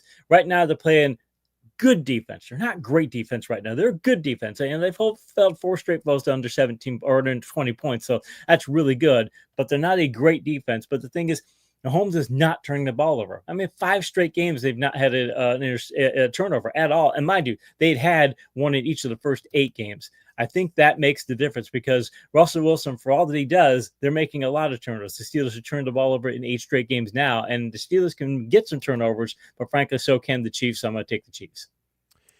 Baltimore at Houston, the other 2 teams that played on Saturday. It's like a couple swap going on here. These teams changing who they're playing. Houston still trying to win that AFC South. Baltimore still trying to win the AFC North. What is going to be the difference in this matchup? Different to this matchup is Baltimore can go into fifth gear. Baltimore can go ahead and say, hey, look, we've got this fantastic offense. And now Houston I picked them to win last week, and I just kind of kicked myself because I'm like, they don't handle bully ball well, and they don't handle pressure situations well. I'm not sure exactly why, but they don't handle it well. Baltimore's playing bully ball right now. Last 4 games, here's what they rushed for: 212, $166, $170, 220. I mean, they are running the ball exceptionally well, and you got to be able to stop them. And Houston, frankly, they've got a good run defense, but I just don't think they handle bully ball well on an offense. With Dell out, I think that they take a big step back. I'm going to take Baltimore. And reminder, both of those games are on Netflix. So if you're trying to find the games, you got to turn on that app on your television or your device to watch those games tomorrow. Let's go to Thursday, Casey. Seattle, Chicago. I want to know from you, because obviously this game is a traditional night game, right, for the prime time. But when you think about it, Chicago, they're really playing for nothing. Seattle is playing for everything. You have teams at total different ends of the spectrum here. You do, and Seattle is having to do it without. They've got no rushing game right now. 59 yards rushing. You got Kenneth Walker and Charbonnet. You've got those two over the course of the last few weeks. I know Walker's been hurt, and who knows if he can play this week. But the past 6 weeks, with that combination, they've had one game where they've rushed for over 100 yards. They're just not running the ball very well. They're passing the ball solidly, and you thankfully they've got Geno and they've got those receivers, and they're playing better on defense. But they're playing better on defense. They give up 57 points last 2 weeks. But that was to Green Bay and Minnesota. Chicago's offense, they haven't scored more than 17 points since week 13. Their offense is really limited, and I know Williams is going to be better down the road. I think he's hit the rookie wall pretty hard, and I think they've got some limitations at offense. I think Seattle can take this to another gear better than Chicago can. So I'll take Seattle. And we'll do a deeper dive into each game that's on Saturday and Sunday with Casey coming up on Thursday when he joins us again here on the Sports Bash on 97.3 ESPN. Josh Hennig filling in for Mike Gill here on Christmas Eve. But of the Saturday games, which one of those 3 is Casey Joyner keeping the closest eye on? For the Saturday games, the one that I'm going to keep the closest eye on, I've got to say it's going to be, it's obviously it's not the Chargers and the Patriots, because the Patriots are so bad. And the Broncos and the Bengals, my son's a Bengals fan, big Joe Burrow fan, so we're paying attention to that. But if I'm looking at it from a perspective, that's probably the one I'm going to pay attention to the most. I'd like to have seen the Cardinals stay in contention, because now they're going against the Rams. They got nothing to play for. I got to say Denver and Cincinnati, because Cincinnati is still Joe Burrow. Remember a few weeks ago, Joe Burrow throws like 5 touchdown passes on the other sideline. He just looks as mad as can be, like he wants to go punch somebody in the mouth. And he's been that mad ever since. He's got 7 straight games now where he's thrown 3 or more touchdown passes. That's tied for 4th best in NFL history, tied to Dan Marino for 4th best. I mean, it's a rarity to see that happen. And he's just mad about how things are going, and he's going to go and be aggressive as can be against Denver's defense. And Denver's got a really good offense, but I know it's in Cincinnati's defense. Cincinnati's defense is hit or miss, but they have stopped the run fairly well. They had that big run early in the game they gave up, and then on Sunday, and then they shut things down. So Denver, they've got that committee approach on the running game, and I wonder if Bo Nix is kind of hitting the rookie wall, is taking more chances and things. So if the Bengals could turn it into a shootout, they can win that game, and they stay on the playoff contention. And the Broncos, again, we got to see Broncos. This is the game that you guys, you got to be able to go on the road and beat a team like this, beat a Cincinnati team like this. It plays a kind of style that you don't like. So I want to see whose style wins in that contest. Are the Bengals the team that nobody in the AFC wants to see if they make the playoffs? It would be, they'd be a team you would not want to play them, because they can get into shootout mode. And Bill Parcells used to say, if you don't match up with the team talent wise and you can get into shootout mode, do it. Because what that does is that makes the other team have to play a more a low percentage game. They have to play a more volatile game. So, I mean, if all you can do is run the ball, maybe you fumble the ball, but probably not. But you're not going to get turnovers, not getting completions, you're not going to get sacks. All those negative plays that come with the passing game, you don't have those if you can run the ball. But if you can pass the ball well and you can force the other team to have to get into shootout mode, hey, they've got to pass. Now it's more volatile, and you can make up for a talent deficit. So Cincinnati has a bad defense. They're not very good at defense at all. They've got a lot of weaknesses, and they do a lot of personal weaknesses, and sometimes they don't do things they ought to coaching wise, but they got a lot of weaknesses there. But when you can put up 30 points a game every game, you're a danger. It's not a path to get to the Super Bowl, because you can't, if you got to win 50-50 shootouts, you got to win 4 games to get the Super Bowl. Yeah, you got to, it's not a very good percentage chance. There's a 1 in 16 chance of winning, a 6% chance. But yeah, you don't want to face the Bengals in the playoffs if you can avoid it. Casey Jordan, the football scientist, joining us here on 97.3 ESPN. Eagles and Cowboys are playing at 1 o'clock. That game got moved up from 4:25. So for you, Casey, when you look at the Cowboys, what is the biggest, if the Eagles called you right now, Casey, and said, what is the number one thing we have to be careful of in your eyes, Casey, with Dallas on Sunday? What is it? CeeDee Lamb, just you have to stop him. You have to stop him. You have to make sure he doesn't make any big plays. That's what you got to do. He is the guy. I mean, he's the difference maker in their entire offense. Their ground game, Dallas had a great ground game, but look at what they did on Monday night. Ran for 31 yards. They threw the ball a ton. The Buccaneers defense is terrible pass coverage. They've been playing better, actually, to do as well as they did is good for the Cowboys. But if I'm them, that's the one thing I got to shut down, because if you can stop him, the rest of the roster is just not going to get much done. It's hard to stop him, don't get me wrong, and I'm playing double on him the whole game long. I'm trying to do everything I can to limit him to dink and dunk throws. Don't give him anything over the top. Do whatever you can, but that's the one player you got to worry about. The Eagles can do that. I really do think they can, but if they do that, even if they have a backup quarterback, I mean, Cooper Rush, remember, he's backup quarterback too, and he's played well, but still he's a backup quarterback, and I'll take the Eagles' talent on defense, and I'll take the Eagles' ground game big time. So, I mean, if they can nullify what Lamb brings to the game, then that would be the difference maker in that contest.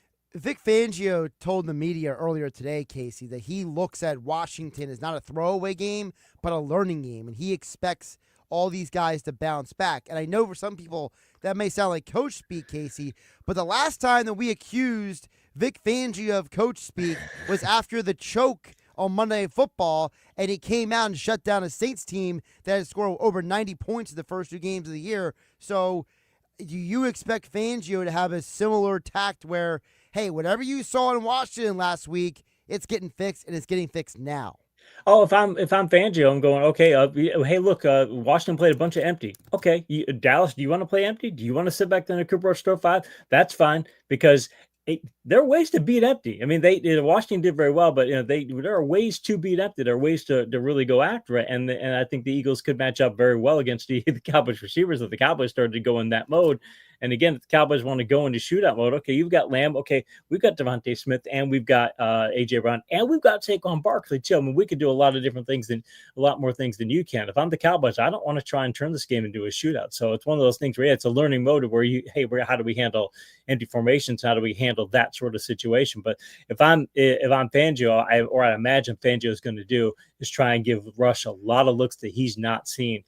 To go, you can watch that Washington tape all you want. You're going to see things on that tape that we're not going to do in this game, because he's so good at creepers and simulated pressures and a bunch of different. I'm not going to coach speak, but about a bunch of different things that coaches do to really give looks to quarterbacks that you're not used to seeing. And that's just at the fronts. And with the coverage, you can do the same thing. It switch up tons of things in coverage and such. And they've got a talent the secondary to be able to do it. So if I'm Fangio, yeah, I think that he can sell it to his team. Hey, this is not who we are. Let's show the world who we are. I think they can. I think they could really go to. They can slow Dallas down on defense, and they can allow them, if they can do that, they can do a lot of different things at offense. They don't have to lean too heavily on the pass game if they don't want to. We won't know who's playing quarterback until later this week, so I'm not going to ask you to project or subject any of that. But I do want to ask you specifically about Saquon, because Saquon got most of his rushing yards in the first half. The second half, he got slowed down. The offensive line had matchup problems. They were overwhelmed. So for you, going into this Cowboys game, how can the Eagles rectify that first half versus second half, just completely polar opposites with the running game? You can build in counterpunches. One of the things that Moore is very good at. He's very good at counterpunching in the running game. That if you try and do certain things in the ground game, he can. If you make mistakes, he's going to exploit those mistakes. I saw a game last year where What was it? It was Chargers versus Miami, and a Miami linebacker. They ran a play called duo, and he just went completely wrong on duo.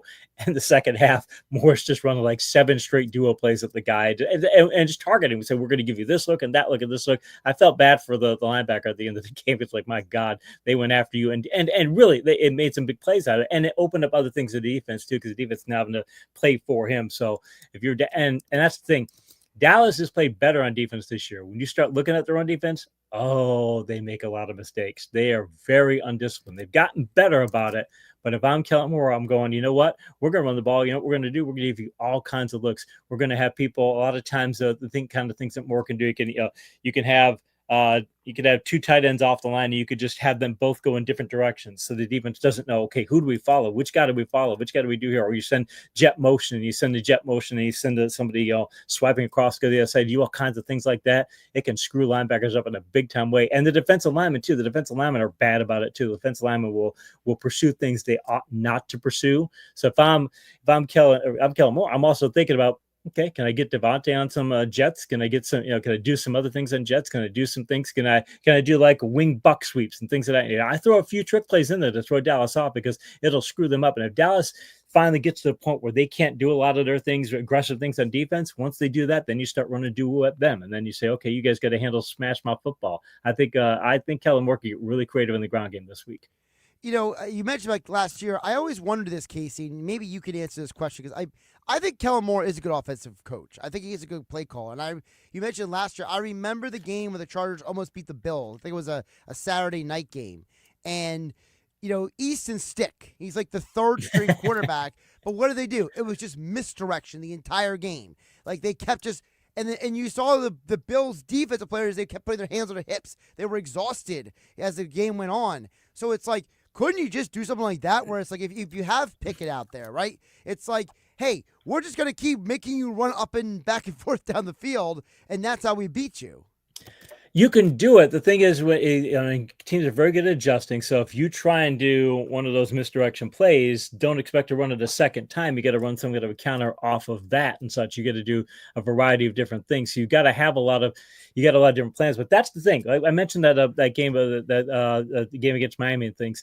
What was amazing to me wasn't that like the linebacker made a mistake. And you're not supposed. He read the play wrong. He did something he wasn't supposed to. He tried to do somebody else's job. And the thing is when the Chargers came back in the second half, they didn't just run one duo play. They ran 5 different variations of duo. It's like he had a plan for if we run this play, like he has some sort of thing in his play call sheet or someone to go, well, you know what? If they screw up on duo, let's give them.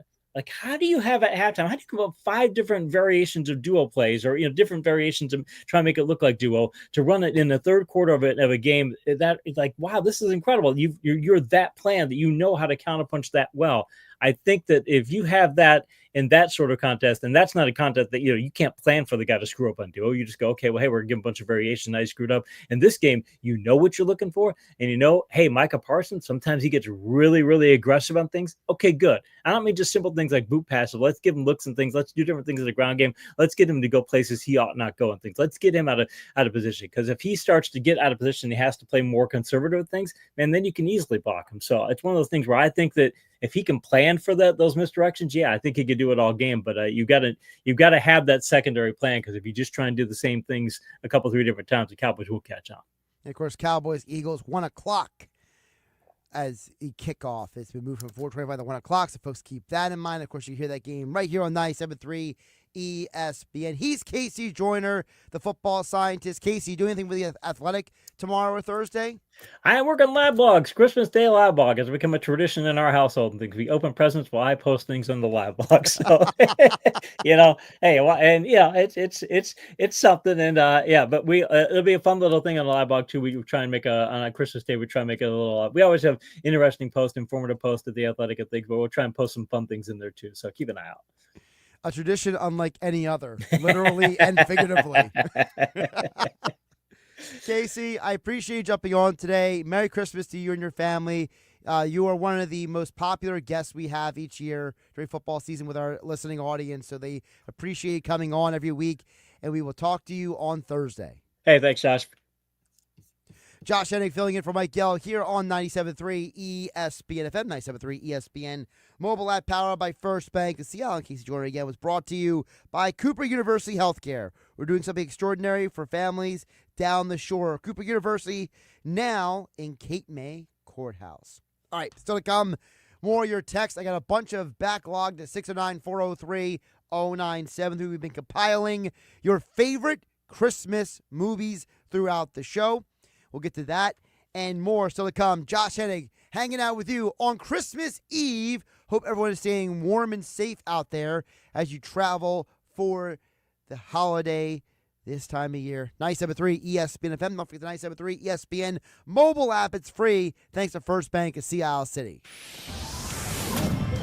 Merry Christmas from all of us at 97.3 ESPN. Ho, ho! Make it your #1 station this Christmas. South Jersey's home for Eagles football. Hey, AI, how many touchdowns did the Eagles score in the 2023 season? The Eagles scored 49 touchdowns in the 2023 season. Hey, AI, I had a fall recently. I need to recover. Please help me walk again. I'm sorry, but that is beyond my capabilities. Hey, AI, my parents are getting older and I can't care for them by myself. Can you help me care for them? I'm sorry, that is beyond my capabilities. AI will never replace care, but here's what I found for the best care near you. Autumn Lake Healthcare Centers, trusted leaders in skilled nursing rehabilitation and senior care, and proud partners of the Philadelphia Eagles. Oh no, my phone. Hear that? It's the sound of a skater dropping her phone and smashing it on the ice. Yep, it's definitely broken. But at Verizon, we got you. That's right, now's your last chance to trade in any phone, any condition from one of our top brands and get a new Samsung Galaxy S24 Plus on Unlimited Ultimate and Watch 7 and Tab S9 FE 5G. That's up to $1,900 in value. So you'll save big on 3 great gifts, only at Verizon. Service plan required for watch and tablet. Up to $1,900 value based on phone, watch, and tablet. Trade in and additional terms apply. See Verizon.com for details. Healthier starts here with Get Covered New Jersey. Open enrollment is happening now. If you need health insurance, get quality, affordable coverage with plan options that fit your life and your budget. 9 in 10 get financial help, and many pay $10 a month or less. All plans provide free preventive care, coverage for prescriptions, emergency services, and more. Enroll by December 31st for January 1st coverage at getcovered.nj.gov. 'Twas the month of December, and all across the lot, the people were raving about the Kias they got. It was the best holiday ever, and everyone had it made, cause Matt Blatt Kia gave them more for their trade. It's the Season of New Tradition sales event. Currently buried in a loan or lease, Matt Blatt Kia wants to get you released and into your brand new all-wheel drive Kia Sportage or Sorento SUV. 0 down, 0 payments until March, or 0% for 48 months. So bring any old sled, because if you have a job clearing $450 per week, you too could be approved. And drive home in a brand new Kia K4, just $159 per month lease with 0 security deposit and only $36.50 due. It's gotta be a Matt Blatt Kia. With approved credit, $13.89 per thousand finance. Not all will qualify. Credit may affect down payments. Offers can't be combined. Go to mattblattkianj.com for complete details or 888-505-6670. Price includes all costs to be paid by consumer, except for licensing, registration, and taxes through KMF. Rebates and incentives to dealer. Expires 1/4/25. Matt Blatt Kia, 6211 Black Horse Pike, Egg Harbor Township, and on Route 37 in Toms River. Did you know there's a better way to use the bathroom? With a Squatty Potty. Squatty Potty is the original toilet stool, built to get your body into a natural squatting position on the toilet. It's clinically proven to reduce strain, time on the toilet, and get more poop out. Find yours today. Available at Walmart and Amazon.com. Join 8 million people who are having the best poop of their life. I mean, you're not going to use the bathroom with them, but you get what I'm saying. Squatty Potty, the #1 way to go #2. For 75 years, Jenkins Plumbing, Heating, and Air Conditioning has been the name you trust, where one call does it all. Jenkins expert technicians have been delivering top-notch service to local homeowners.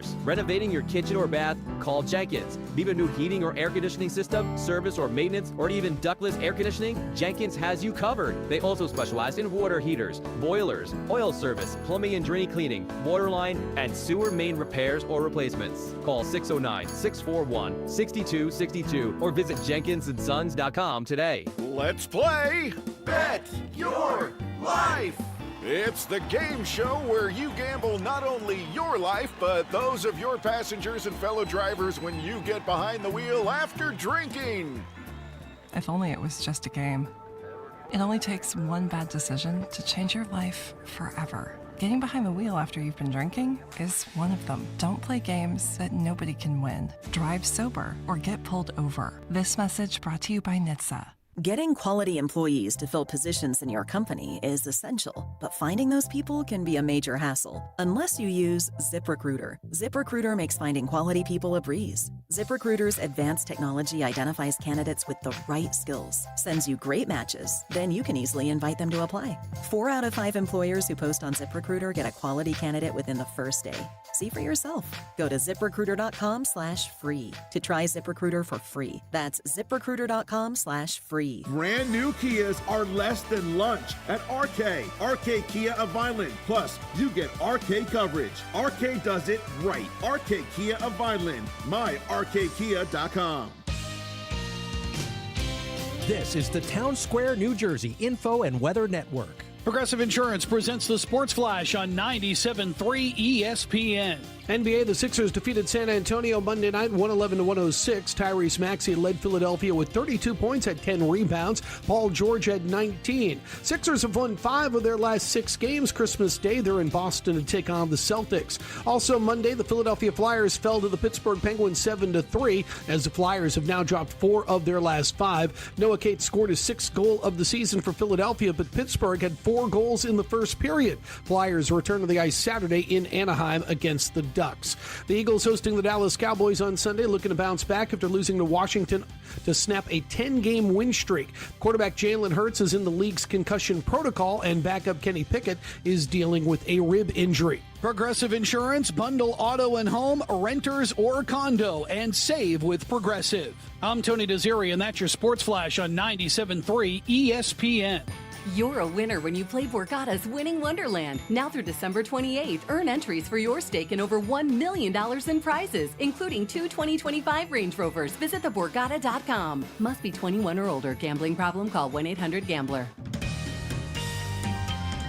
From the Town Square, New Jersey Info and Weather Network, I'm Chief Meteorologist Dan Zarrow. Here we go. Watch for slippery spots and reduced visibility tonight as temperatures drop and rain changes to snow by around midnight. A heavier snow band is a possibility overnight through tomorrow morning. Low temperature dips to 32. Snow showers wrap up mid-morning tomorrow, up to an inch on the ground. Then partial sunshine, windy and cold. We're in the 20s tomorrow afternoon. High on Sunday, only 28. Get weather 24/7 wherever you are. Download our free mobile app today. Here is an important safety message from the New Jersey Division of Highway Traffic Safety. I'm New Jersey Attorney General Matt Platkin. Last year, there were 133 alcohol-impaired driving fatalities in New Jersey. That's 133 lives lost, 133 shattered families. Choose responsibility over recklessness. Don't drive impaired. Merry Christmas from all of us at 97.3 ESPN. La, la, la, la, la, la, la. South Jersey's home for Eagles football. It's the holiday season.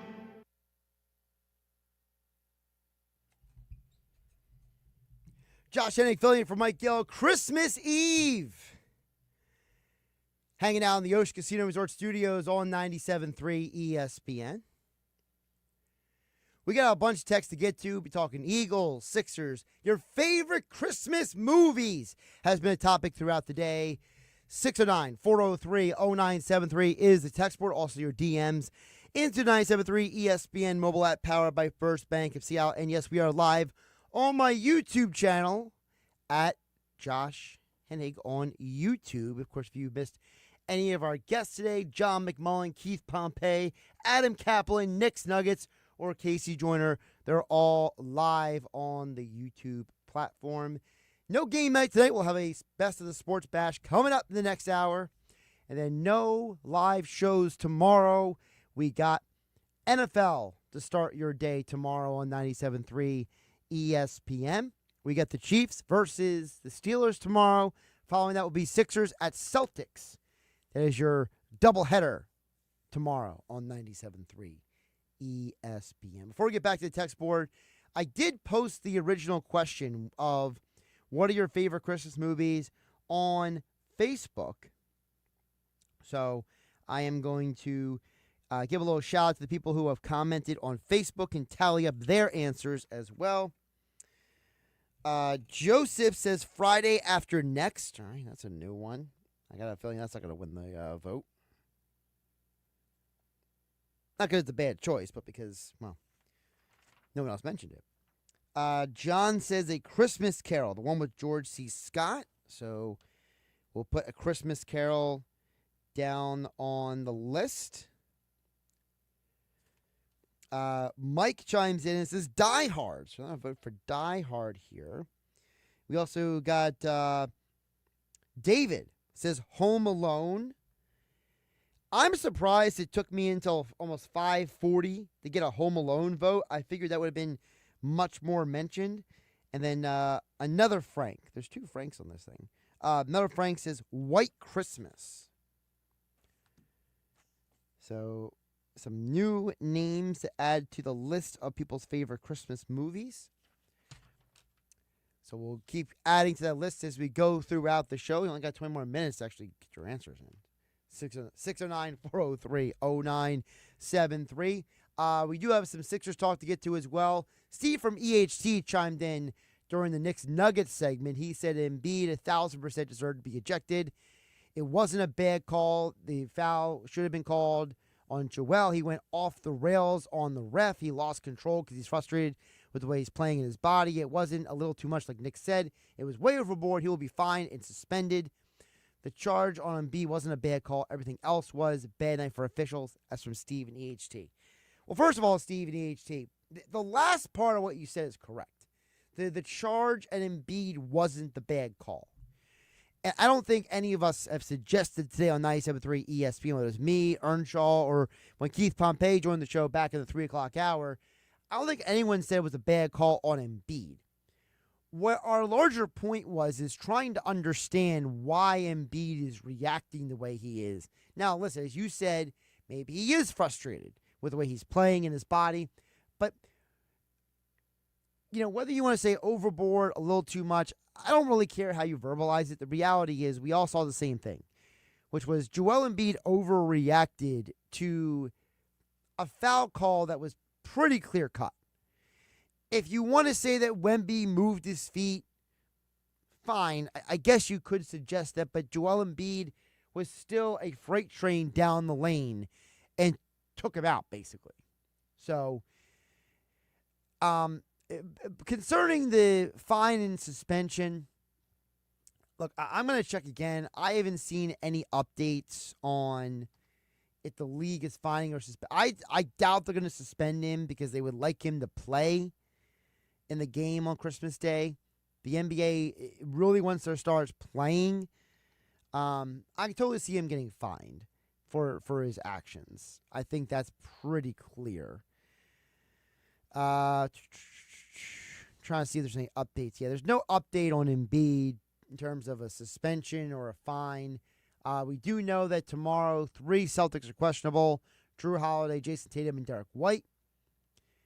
And for the Sixers, Andre Drummond is listed as questionable. Eric Gordon is listed as probable. KJ Martin is out. And Joel Embiid is available. So he has no actual injury to be determined later designation. So I'm assuming Joel Embiid will not be suspended because the league wants him to play tomorrow. Fined. Sure, I can totally see that, Stephen EHT. More text on the text board. Scott and Galloway chimes in. 'Tis the season to be merry. Can't see the lines. I got to admit, Scott and Galloway, I think might have hit the happy hour a little early there. I have no idea what he's trying to say there. Bad job by me. I shouldn't have read the text. That was a waste of everybody's time. Can't get that back. Jake from Egg Harbor City chimes in. Call me traditionalist. I have to go with Bad Santa. Merry Christmas, everyone. That's from Jake at Egg Harbor City. All right, so we got to vote for Bad Santa. I don't know if that makes you a traditionalist, because that movie came out in the last 25 years. So I think a traditionalist is more like Rudolph the Red-Nosed Reindeer, How the Grinch Saved Christmas, movies like that. I think it makes you more of a traditionalist. Bad Santa is always an interesting one. That is a very adult movie in terms of the jokes and the humor in there. So I definitely wouldn't watch that with my family, to say the least.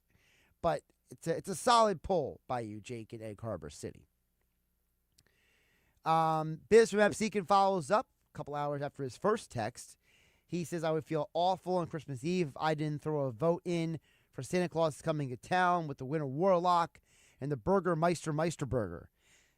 That's a good one. That's a classic. It's oldie but goodie, so we'll throw that on the list. Yeah, that's one of those, like, Rudolph the Red-Nosed Reindeer, Santa Claus Coming to Town, Little Drummer Boy. Like, they were all in that style of animation, figurine characters. So, I'll throw that on here. Santa Claus is Coming to Town. All right. Biz and Abseekin got it on the list. Shaner from EHT chimes in. He's got all kinds of stuff here for us to get to at 609-403-0973. Says, my favorite Christmas movies are number 5 to 7 list is Grumpy Old Man. Following was on TV last night. Kenny Two Gloves, Kenny Pickett. Impressed me, honestly. What more can you ask for from a backup quarterback who had not played in a real game in a while and a division matchup with actual meaning? Special teams, the secondary, wide receivers dropped, crushed us, not Pickett. Good for him. Merry Christmas. Happy Hanukkah. Shanner and EHT. The thing with Pickett is, and I said this is kind of what my point was yesterday, Shanner, and that was, I don't blame Pickett for the loss. I think that he is what he is. He's a good backup quarterback. If you ranked all 96 quarterbacks in the NFL right now, he's probably around 45, right? He's not the best. He's not the worst. He's right there in the middle somewhere. And I think that you asked him to throw the ball too much on Sunday, I should say. You asked him to throw the ball way more than needed to be. And it was unfair to him. And at the end of the day, the Eagles lost, as you said, because if Devontae and AJ don't drop those passes, if the defense doesn't allow 22 points in the fourth quarter, Eagles win that game. Jeff from Summers Point chimes in and says, I like to go vote for Home Alone 2 lost in New York City. He also says he likes A Christmas Story. It's a classic, plays all day on Christmas. He says, and yes, I am still drinking Bud Lights and Fireballs along with eggnog and wine here for Christmas. And I would also vote for Bad Santa, he says. So we got an extra vote for Bad Santa. So we got 2 of those. Home Alone 2. And what was the other one he mentioned? A Christmas Story. Do I already have that on my list? Yes, I already have that on the list. So that's 2 votes for that. All right. So more votes from Jeff there. By the way, I hope you're not mixing the Bud Light with the eggnog, with the Fireball, with the wine, because, well, I think we need a PSA disclaimer for that. Please drink responsibly. Don't drink and drive. Whatever. There's a lot going on there, buddy. George in Galloway chimes in. A Muppet Christmas Carol. Merry Christmas, Josh. This is from George in Galloway. It took about time for someone to guess one of my favorites. Again, if you grew up of a certain age group, A Muppet Christmas Carol was like essential viewing, with Michael Caine playing Scrooge and Gonzo and Rizzo the Rat telling the story of Christmas. Thank you, George, for being the only person to mention one of my 5 favorites Christmas movies. Paul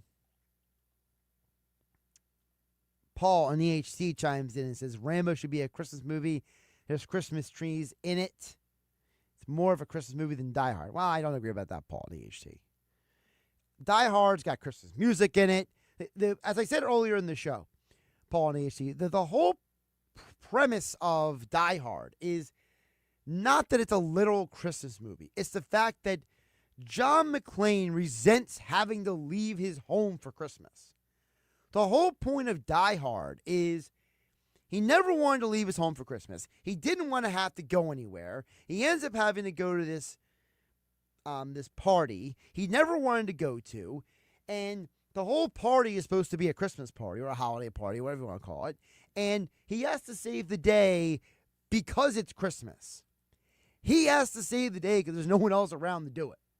And half the movie is him complaining about, why do I have to do fill in the blank because it's Christmas? So yes, Die Hard is more of a Christmas movie than Rambo. All right, we'll wrap up the hour here. Coming up next, Josh Hennig hanging out with you, filling in for Mike Gill on the Sports Bash on 97.3 ESPN FM and the 97.3 ESPN mobile app powered by First Bank of Sea Isle City. It's bowl season on ESPN Radio. 25 bowl games, including the college football playoff and national championship game. The electricity, the atmosphere. This is why you do what you do. Coverage continues tonight with the Hawaii Bowl at 7:30 Eastern on ESPN Radio. It's college bowl season on 97.3 ESPN. It's the beauty of college football. Well, the tree's gone. Family and friends are gone. Decorations need to go. But not as much as your old car. Get to Matt Blatt Nissan because AJ the Trade Man is giving 120% over KBB fair market value for your old beater. Oh yeah, it's on at Matt Blatt Nissan. New Nissan Rogue, 0 down, 0% financing for 60 months. Have a job clearing $450 per week? You're virtually approved today. New 2025 Matt Blatt Nissan Sentra S, just $159 per month lease with 0 security deposit. Matt Blatt Nissan.com. On approved credit through NEMAC. Negative equity will be refinanced into new vehicle, plus tax tag and $689 doc fee. Offers can't be combined. Call 877-289-6670 or go to mattblattnissan.com for complete details. 39 months, 10,000 miles, 1,500 due through NEMAC. VIN SY231958. MSRP $22,730. Offer ends 1/14/2025. It's on at Matt Blatt Nissan on the Black Horse Pike, Egg Harbor Township. Lowe's knows that to win the job, pros need the best prices. That's why only at Lowe's, MVP's Pro Rewards members can get a volume discount on eligible orders as low as $1,500 at the Pro Desk. That means you get the prices you need to start any job, small or large. Because Lowe's knows pros. Valid in-store only. More terms and restrictions apply. Visit Lowe's.com/terms or Pro Desk for details.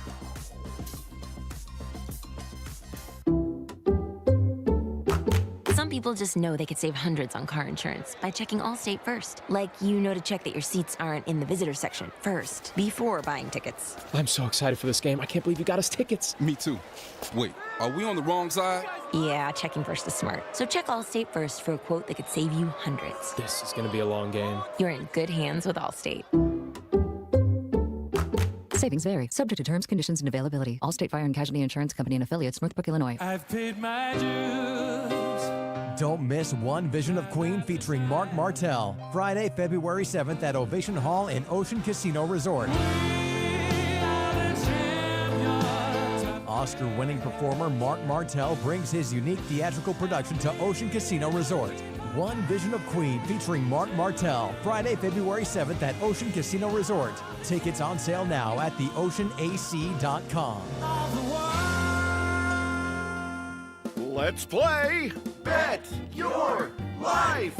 It's the game show where you gamble not only your life, but those of your passengers and fellow drivers when you get behind the wheel after drinking. If only it was just a game. It only takes one bad decision to change your life forever. Getting behind the wheel after you've been drinking is one of them. Don't play games that nobody can win. Drive sober or get pulled over. This message brought to you by NHTSA. Sub sandwiches? Forget it. Salad? No way. Brand new Kias are less than lunch. Under $5 a day. $5. Now at RK. RK Kia of Vineland. Lease new Kia K4, K5, and Sorrentos. All 3 under $5 a day. Now at RK Kia. Lease new 25 Kia K4 LXS, K5 LXS, even Sorrento LX with 3rd row seating. All 3 under $5 a day. $5. And when everyone is offering 0 for 48 months, we've got it for 60. That's 0% financing for 60 months. Plus, you get RK coverage, no charge. Ding repair, tire repair, wheel repair, windshield repair, and more.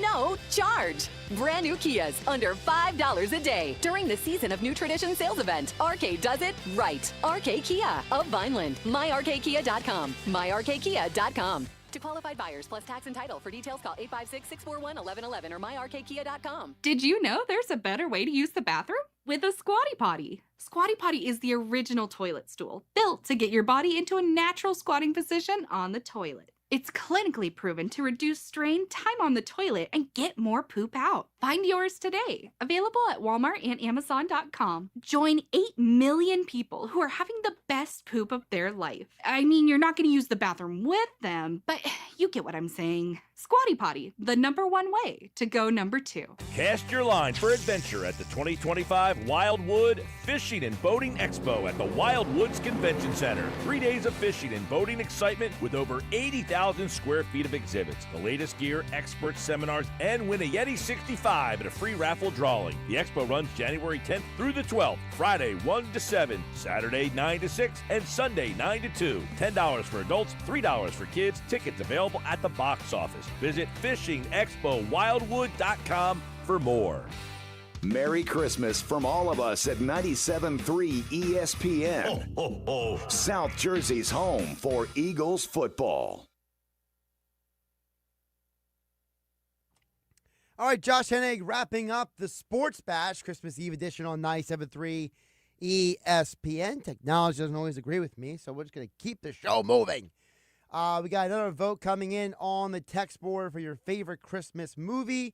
Scott in Violin says, It's a Wonderful Life. So our final tally at the end of the show, our #1 vote getter was National Lampoon Christmas Vacation. Our #2 vote getter overall was Die Hard. Our #3 vote getter was Elf. And coming in last minute from Scott from Violin, thanks to him, A Wonderful Life is #4. So thank you to everybody for participating. My 5 favorite Christmas movies, in no particular order, are A Muppet Christmas Carol, Die Hard. I mentioned Violent Night earlier. I am also a fan of Rudolph the Red-Nosed Reindeer. It's a classic. And come on, Charlie Brown? Peanuts? Christmas? Hello? Time for the Bet365 play of the day. Whatever the sport, whatever the moment, is never ordinary at Bet365. These are my picks. These are not Mike Gill's picks. These do not go against Mike Gill's. Record goes against mine. So far, we are 5-1-1 in college football myself. So I like San Jose State to cover the 3.5 tonight against a mediocre at best USF team in the Hawaii Bowl, which you can hear tonight on 97.3 ESPN. Coverage begins at 7:30. Also, tomorrow, I got to tell you guys, I like the under 43.5. The game is in Pittsburgh. Kansas City's offense has been a bit inconsistent. And on the flip side, I like Baltimore and Houston to go over the 46.5. Merry Christmas, everyone. I'm Josh Hennig. Have a great night, everybody. Hey everybody, it's Mike Gill from the Sports Bash. I want to wish all of our great 97.3 ESPN listeners the happiest of holidays and a happy new year this year. The Sports Bash continues to have the best guests, but the best listeners, and we appreciate each and every one of you. I'll be back in 2025, so a happy holiday and happy new year to the Sports Bash listeners. The Sports Bash, weekdays from 2 to 6 p.m. on 97.3 ESPN and the free mobile app.